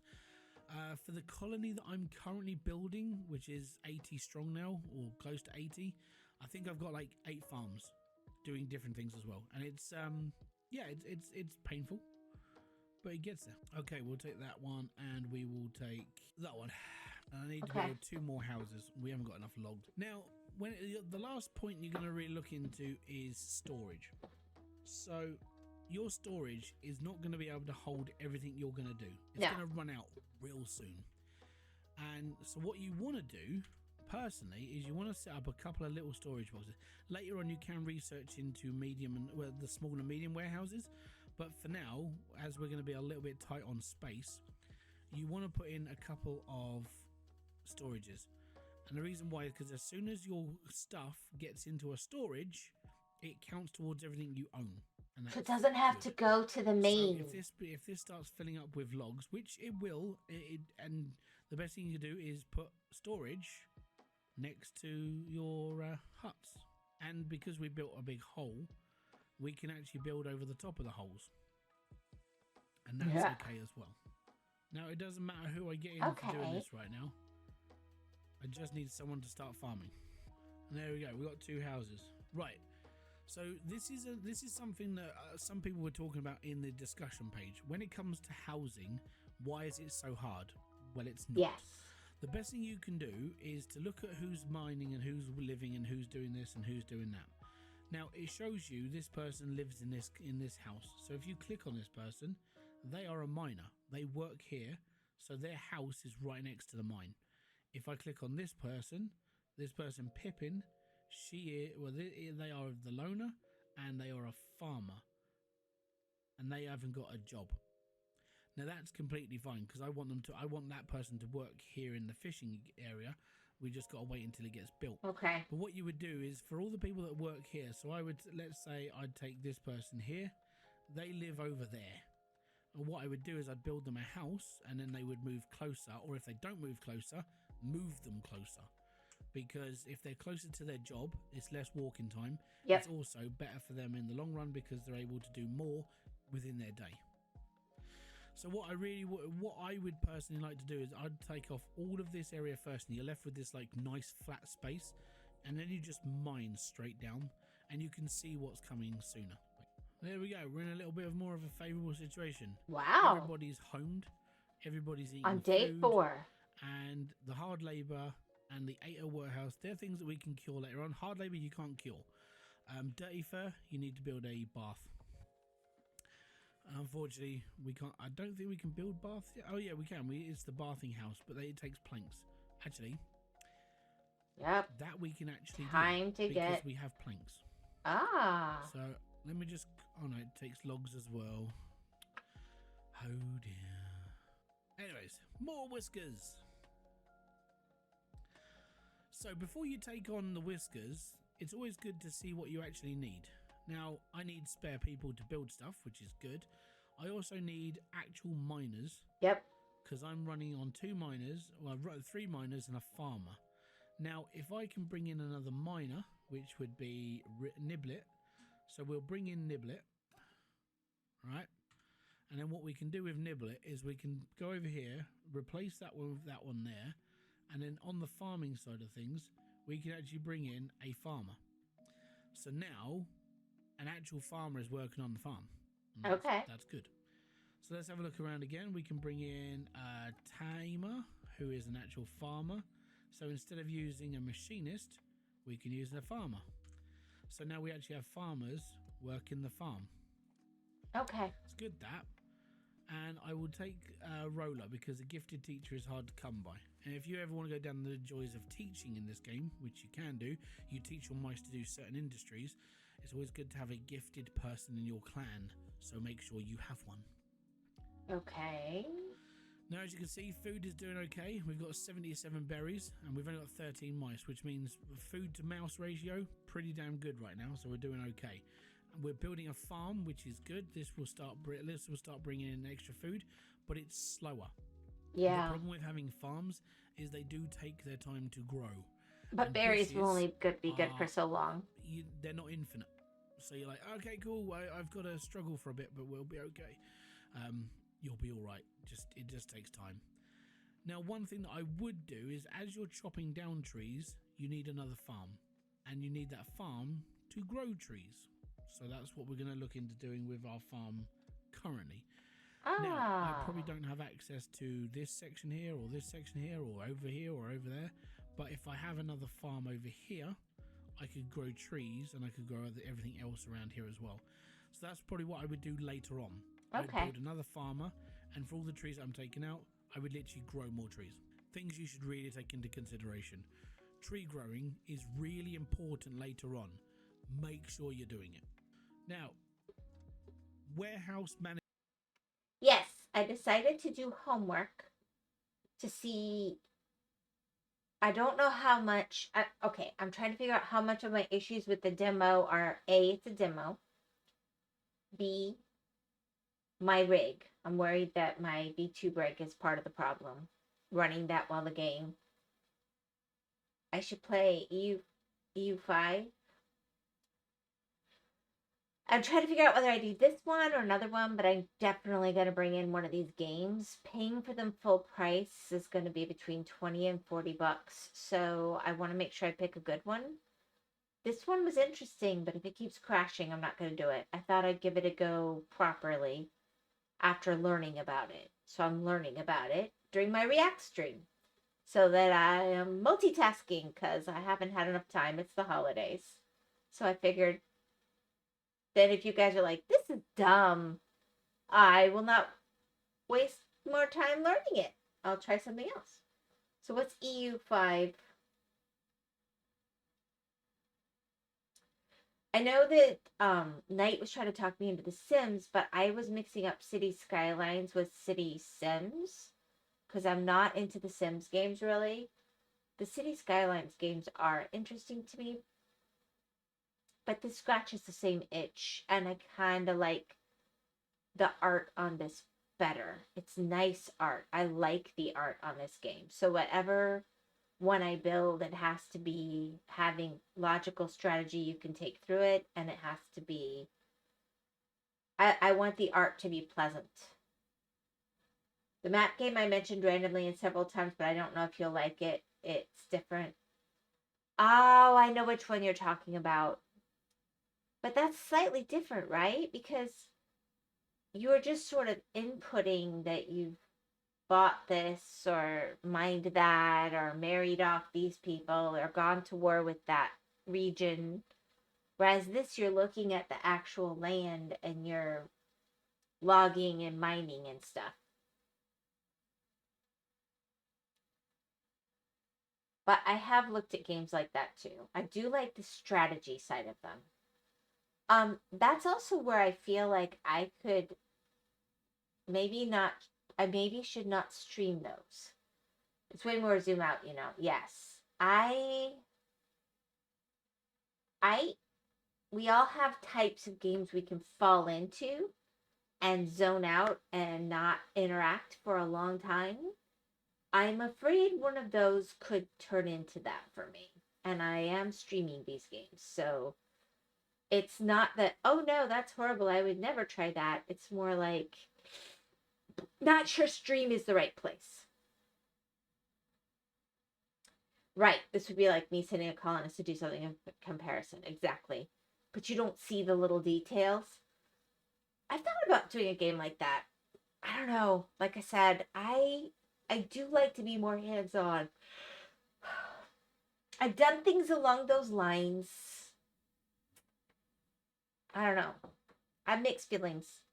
I mean, they're more like playing Risk kind of thing, right? People love watching these games, apparently. They do. But I'm also supposed to be changing the content and not just zoned out playing the game. So that matters too. But several of you are playing that map game, I've noticed. So, I mean, it could be interesting. Management. Your warehouse. I've thought about it. Anything. I'm thinking about a lot, Lost. It does get a little I'm bit thinking annoying about over too time when much. It kind of fills up with like wood, and you're like, oh, where am I going to put everything else? And I'm thinking about too much, and I can't pick anything because I'm thinking about too many choices. So I'm trying to hone in on something. Which case the real perfect game is Kingdom Come Deliverance, so you know, go play that instead. I have looked at it. In fact, I've had a request from one of my relatives to play, oh gosh, what was it? Baldur's Gate 3.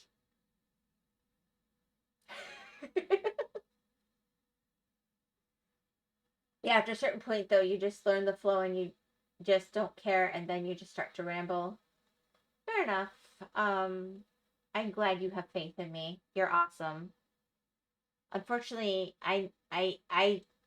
it's rare, but there are games that just, once I'm sucked in, days could go by. I am careful not to play those because I need to cook food and go to the bathroom and sleep and stuff. Heck yeah, I don't mind any RPG. I'm happy. I don't think my computer would run it after talking to that relative, but they specifically requested that I consider it because they've wanted somebody to stream it, and nobody's been streaming it apparently, that they watch. And I'm like, well, you don't watch me either. Don't worry, variety is bad on Twitch anyways. Kind of is, actually. It does feel that way, doesn't it?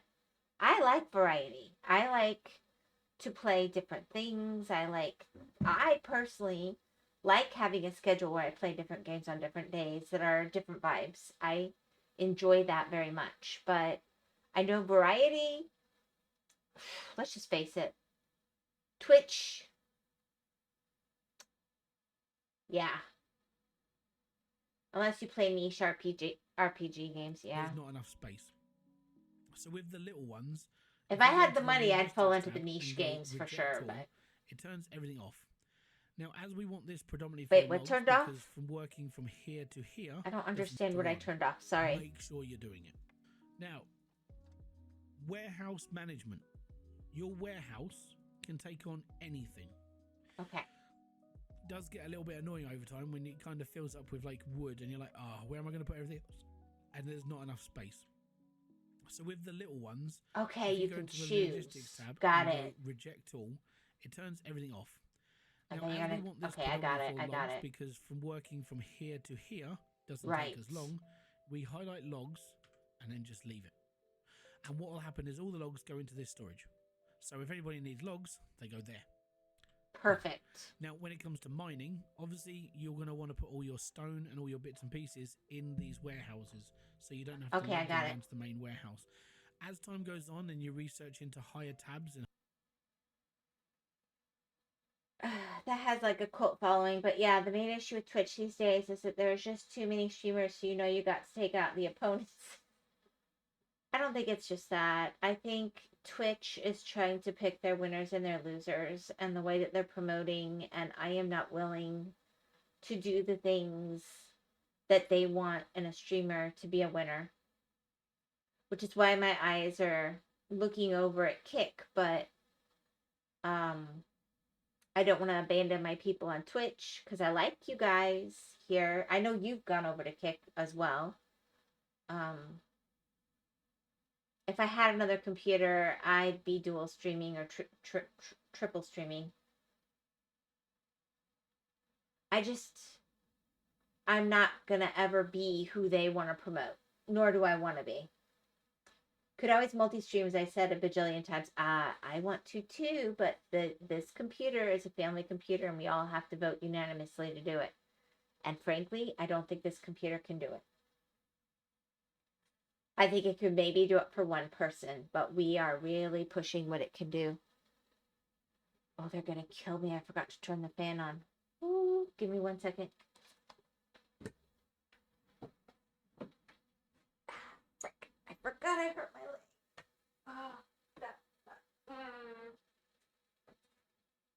was dumb. That was dumb.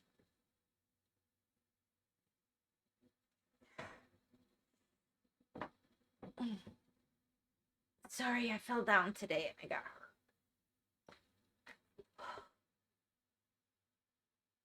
As I said, Restream doesn't really use your computer directly unless you want to actually use it directly like I do sometimes.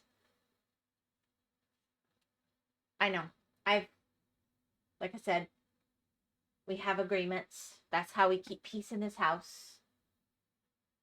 You gotta sell it to Hedge. She's the biggest holdout. Anyways, everything is going to become more expensive soon or now because Ram and AI companies just made a little marriage. I'm starting to forget the regular consumer. Yeah, I'm aware. Higher stuff. That's kind of it. That's what you want to get bigger warehouses.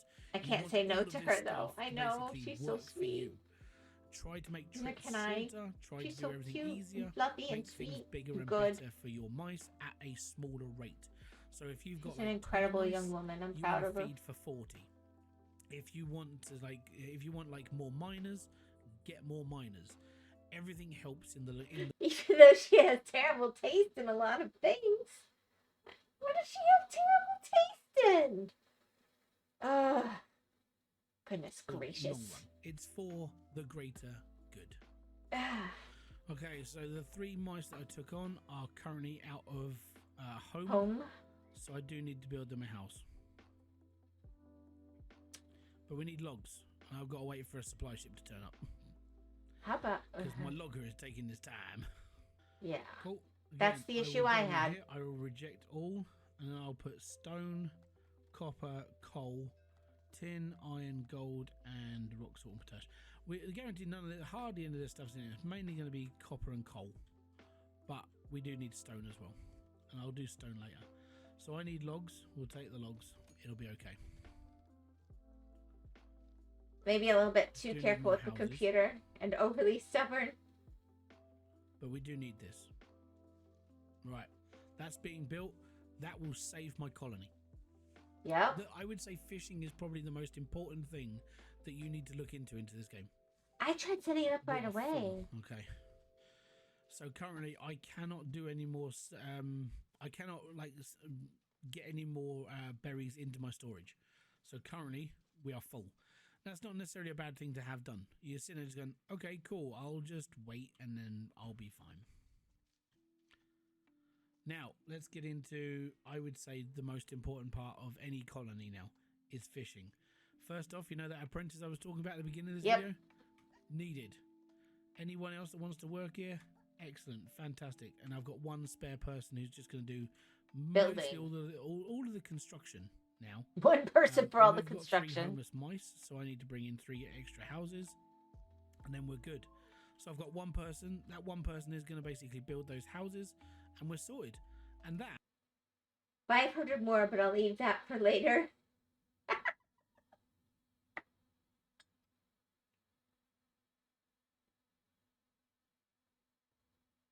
She's a good girl.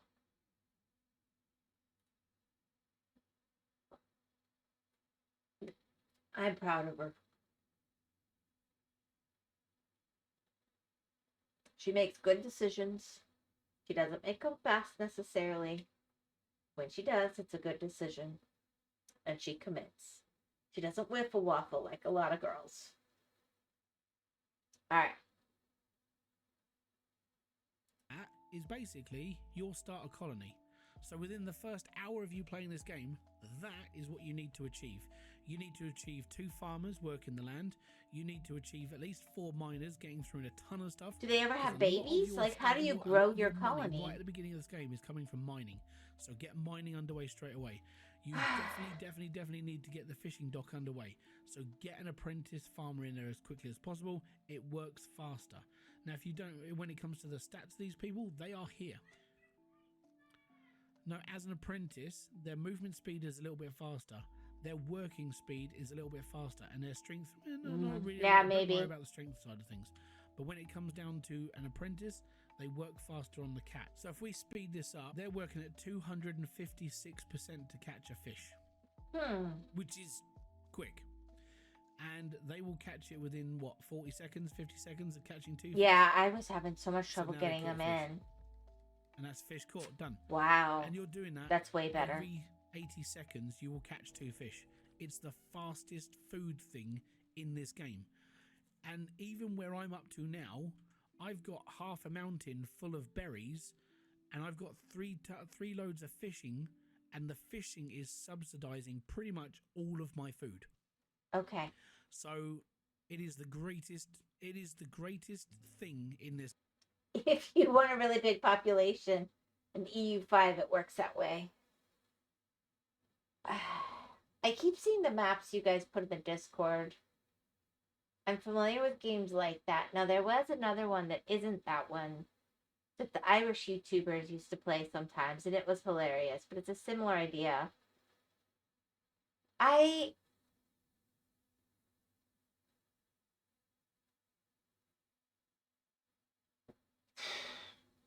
Maybe I'll just start using my React streams to look at these games. It might be what I need to do.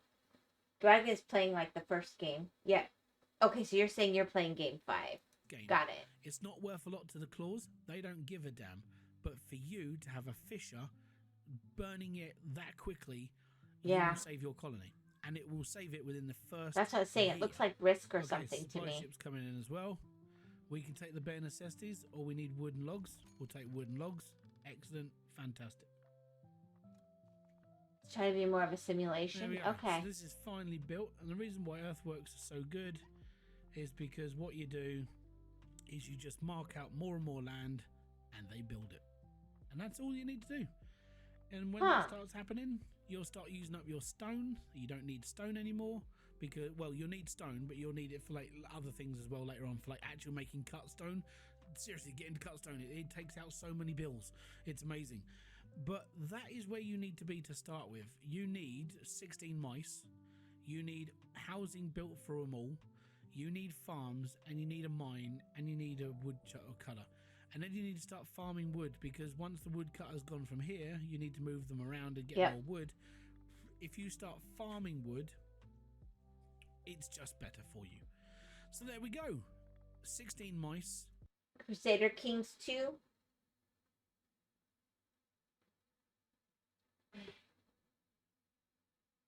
That might be the one I'm thinking of. It gets interesting. There's like affairs and all kinds of stuff. Children, deaths. Honestly, the main issue of that game is the interface is confusing. Yeah. 1 hour of gameplay. Pretty much where you should be. And if you need any more help, let me know in the comment section. I'd love to hear your thoughts. And the reason why is because without you helping out the community with your questions, I can't help the community with answers.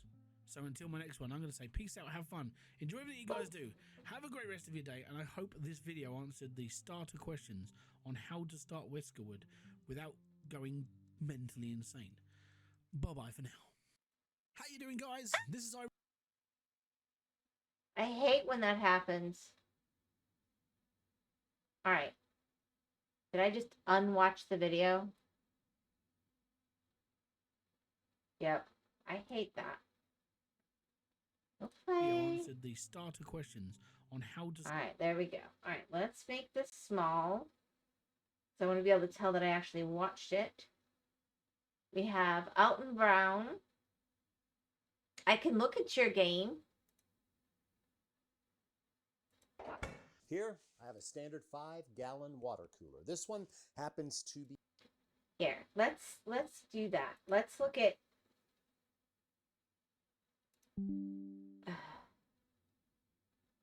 Trying to give me some kind of update that I don't want, or something I won't use. Alright, but it's easy to set up for a multiplayer game. So it's got that. Yeah, but I don't really want a multiplayer game. Okay, what is it? EU5, you said?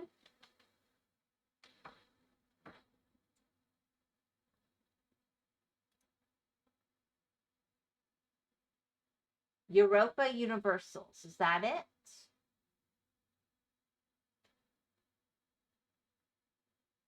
I love Spiffing Brit. I'll look at him play it, but he doesn't play normal. I've definitely seen it if he does it.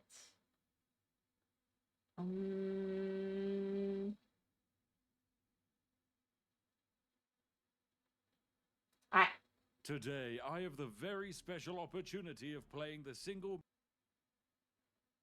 So it's got that. Okay. We'll look at this game. How long is this video? I'm not watching 40 minutes of this, but we'll see. Confusing, complicated, He breaks games, which I love, but it still shows me the game. This is Europa Universalis 5. I did see this. This is the sequel to my most played game on Steam, EU4. A game that asks such daring questions as, can humanity be improved by letting Poland conquer the world? I've had access Poland, to test Ukraine. EU5 for several months now, and in that time my life has spiraled out of control because of the sheer addictiveness that is this game. Paradox Interactive have sponsored this video with no restrictions at all, meaning I can show off bugs, glitches, exploits, any issues I have with the game doesn't matter. And most importantly, it allows me to say this: if you have any form of commitments or loved ones who you genuinely care about, you should stop watching this video right now. And don't even think about buying this game. Just forget it. Pretend you never heard about it. You can save yourself right now from having nightmares about the 100 Years' Yes, War, I do or remember dreams this and game. visions of Okay. trade logistics and spreadsheets. It's okay to stop. But if you are brave enough, then join me on the descent into madness. I was interested when I saw him do this video, but it's been ages.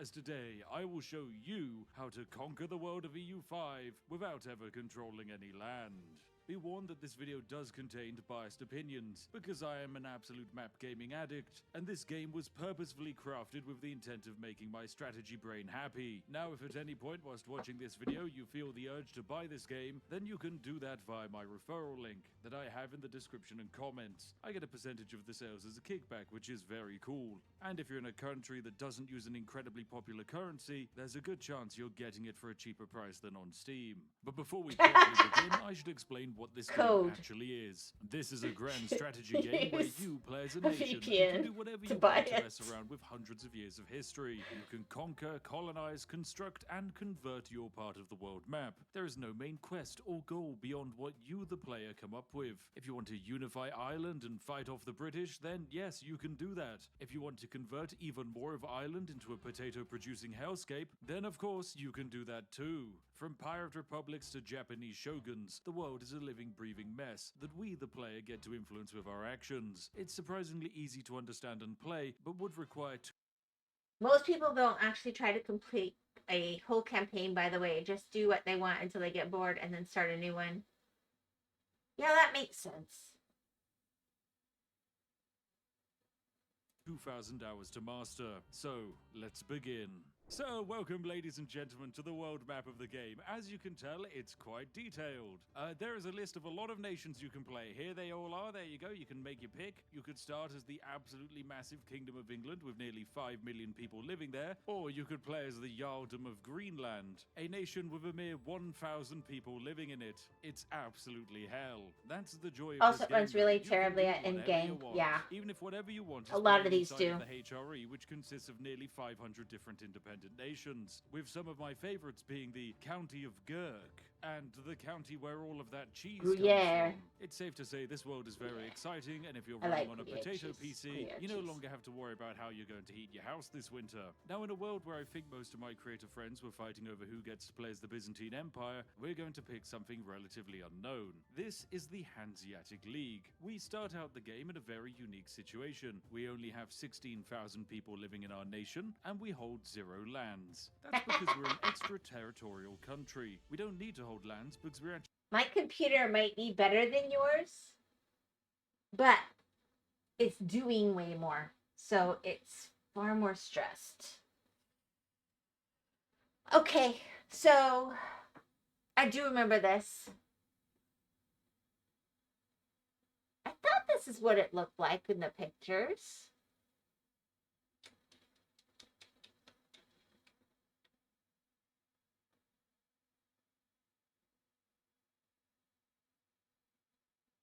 Okay.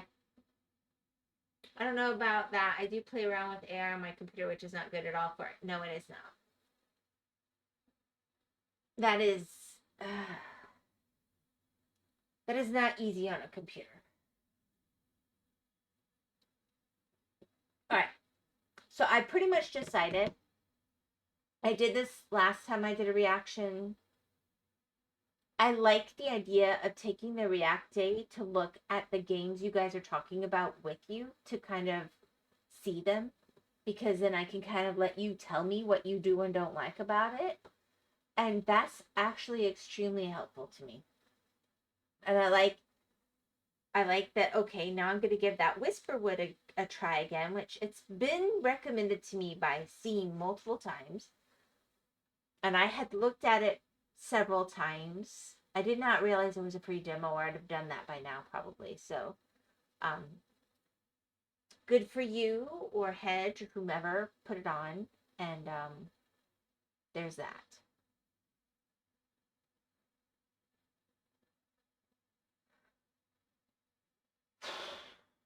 And, I can switch it up as we go on, but I like using this time this way because it's far more interactive, and it's fun to look at things like the Watermelon Riot, which is hilarious, or Waffle House lore. But I love that right now I've got time crunches and I'm trying to build up what I'm playing. This is as good a way as any. And then we still looked at like kitten videos with Dwagon and cooking videos, and we can just mix it up. Yes, who could have recommended that? You said you did. I believe you. But I don't think you recommended it in mine. I'll double check. I do check out, by the way, when you guys recommend things, I follow the links and I look into them. But the thing is, nope, yeah. So the thing is, when I go check them out,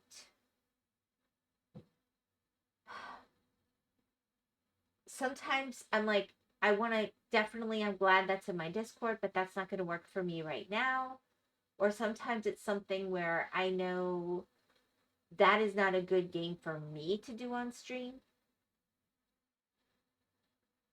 Yeah. But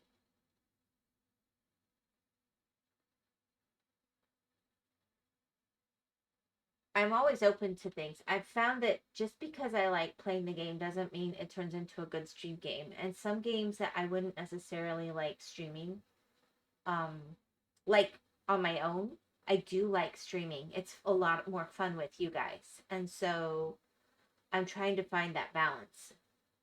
Thank you, Saribot. But nothing for you. So I am definitely going to start using my React one day a week in this way. And hopefully that's more useful to all of us, because I don't have a lot of money for extra games, and I am trying to build that up. All right. Be made by Igloo, a company with which I do not currently have any affiliation at all. This will easily hold a bird up to 16 pounds, a number I never exceed, and the required volume of brine. Nom, nom, nom, nom, nom. Speaking of the brine, I'm going to add 284 grams of the kosher salt to our cooler, along with 222 grams of dark red. Now see, here's what I find interesting, because I've always made the brine separately and then brought it to a cool temp and then started defrosting my turkey in it, which I've always done. Even though he says not to, I've always done it that way. So I was really interested that he did that now, but he's also not cooking the ingredients together now. Sugar He's just or, mixing it. turbinado. Oh, he does And do then hot you're though. gonna, add 6 quarts of hot water. But not Stir, boiling. And when the solids are dissolved, follow with 5 pounds of ice. Stir till it's mostly melted. Okay. Then submerge your bird breast down. Bloop, bloop, bloop. Add the probe of your remote probe thermometer. You do have one, right? I mean, it may be more kitchen critical than an instant read thermometer, although both would be better. Just to let the plug hang out for the moment. Now, the turkey is essentially a bird berg, right? So it's going to float in that dense brine. So you need something that can deliver a bit of a downward push or pressure, like a big balloon or a wad of old bubble wrap, which I always seem to have laying around, though I have no idea why. Now, you're going to set your thermometer's alarm to 40 degrees, which is the threshold of the dreaded bacterial danger zone. I'm not too worried about bacteria. So tell me the truth, Lost. Surely you've seen Good Eats. Dragon hadn't. Nameless hadn't.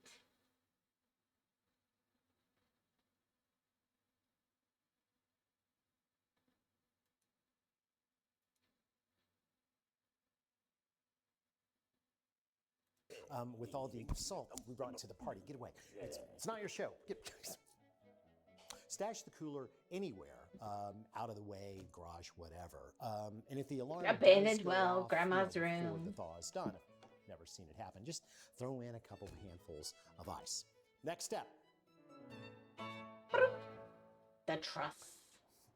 By the time the brine hits 40 degrees, the bird inside the brine will still be in the low 30s, what the industry calls deep chill, but it should be pliable enough to work with. So extract and just drain it well. I usually put mine in a colander. Then you're gonna lay it out and remove the giblets, including the neck. So he defrosted it with the giblets. Cavity. And then of course the sack of guts up where the head used to be.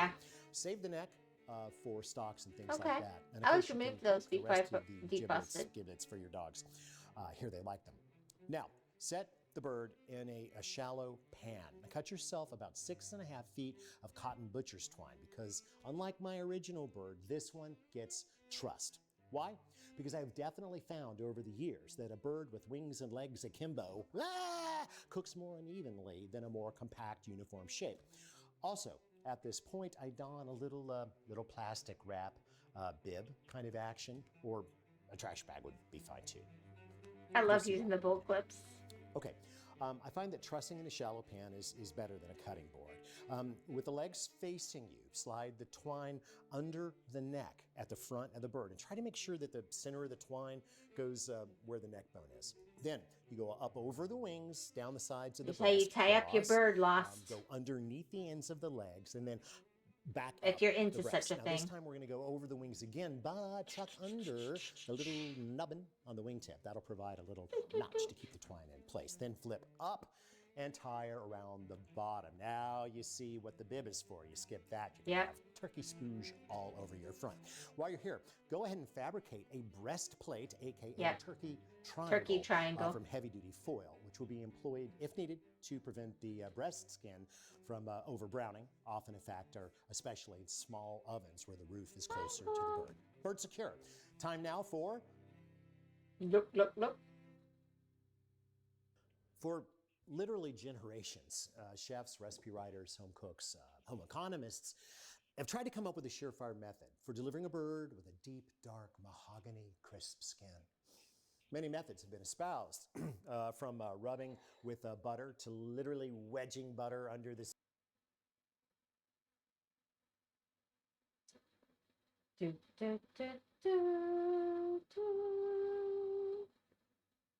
skin, brushing on molasses, and of course, blow torches. My method is simple and twofold.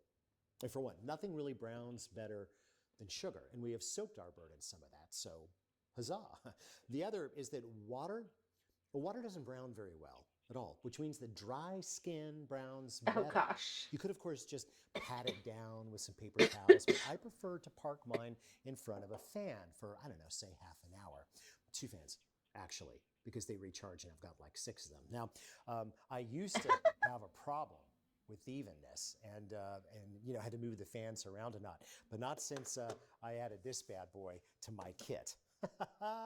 $30 on the interwebs. Even has a remote control, which I've already lost. So while that spins, go ahead and remove one of your oven racks and position the remaining rack in the bottom third of the box and boost the heat control to 500 degrees. Yep. So you're ready for your blast. We advance to Gravy To gravy. should never be an You afterthought, misspelled my that. friends. Indeed, gravy begins early in the process. Cut 4 medium carrots into half-inch moons, and then cut 1 medium-length leek into half-inch moons. Don't forget to wash the leek. And also about 4 ounces of cremini mushrooms. Mix them up on a sheet pan or roasting pan, and add 6 big sprigs of rosemary. Then top with a cooling rack. Okay, then that's going to go. Oh, it looks like that's on the oven parchment rack. paper. Now go ahead and pour in a cup of chicken or turkey stock, or do what I do and pour in a cup of white wine. To ensure that the veggies don't burn, and to establish a base for the flavor of the gravy to come. You have to go. It's okay, last. I think I'm gonna finish up myself. I there's really not many people showing up, and yeah.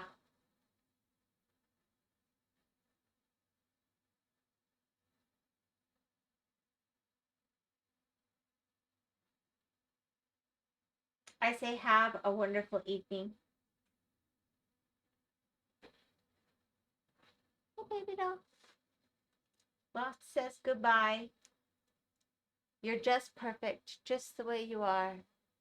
Practically perfect in every way. Just like Mary Poppins. That's what he said.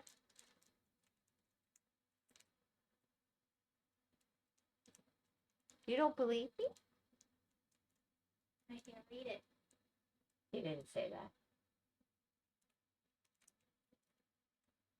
He feels like you're stubborn. You're overly stubborn and maybe too careful with the computer. And there's 500 other things he needs to say, but he won't say them all right now. He thinks you have terrible taste in a lot of things. I said, I think she has excellent taste.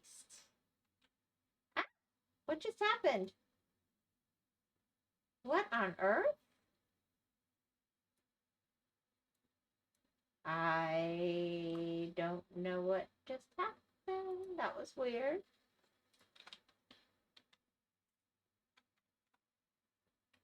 Anyway, I looked at Whiskerwood with this guy. We looked at Half Asleep Chris. We looked at Spiffing Brit playing EU5. What is it? Europa Universalis, which is the game that they keep putting maps of in my Discord. Apparently, Dwagon's playing like 1, and he's playing 5. Lost is.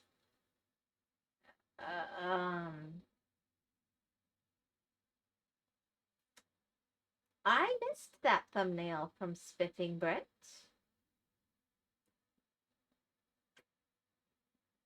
Wow, he's getting spicy.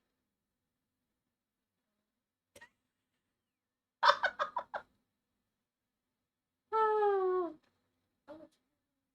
Honestly, he's kind of had nails like that all along. It's perfect that He does. He does. Anyway, I tried really hard to sell them on Alton Brown. They just weren't buying. None of them knows about him. And I did a whole tutorial on Whiskerwood, so now I have a far better understanding of what I need to do.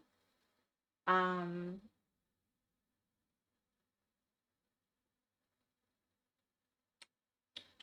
I didn't do any crack house today. So, everybody's gone again, I think.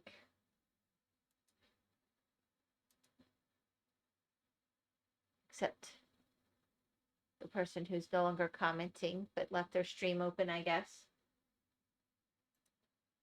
All right. Anybody who's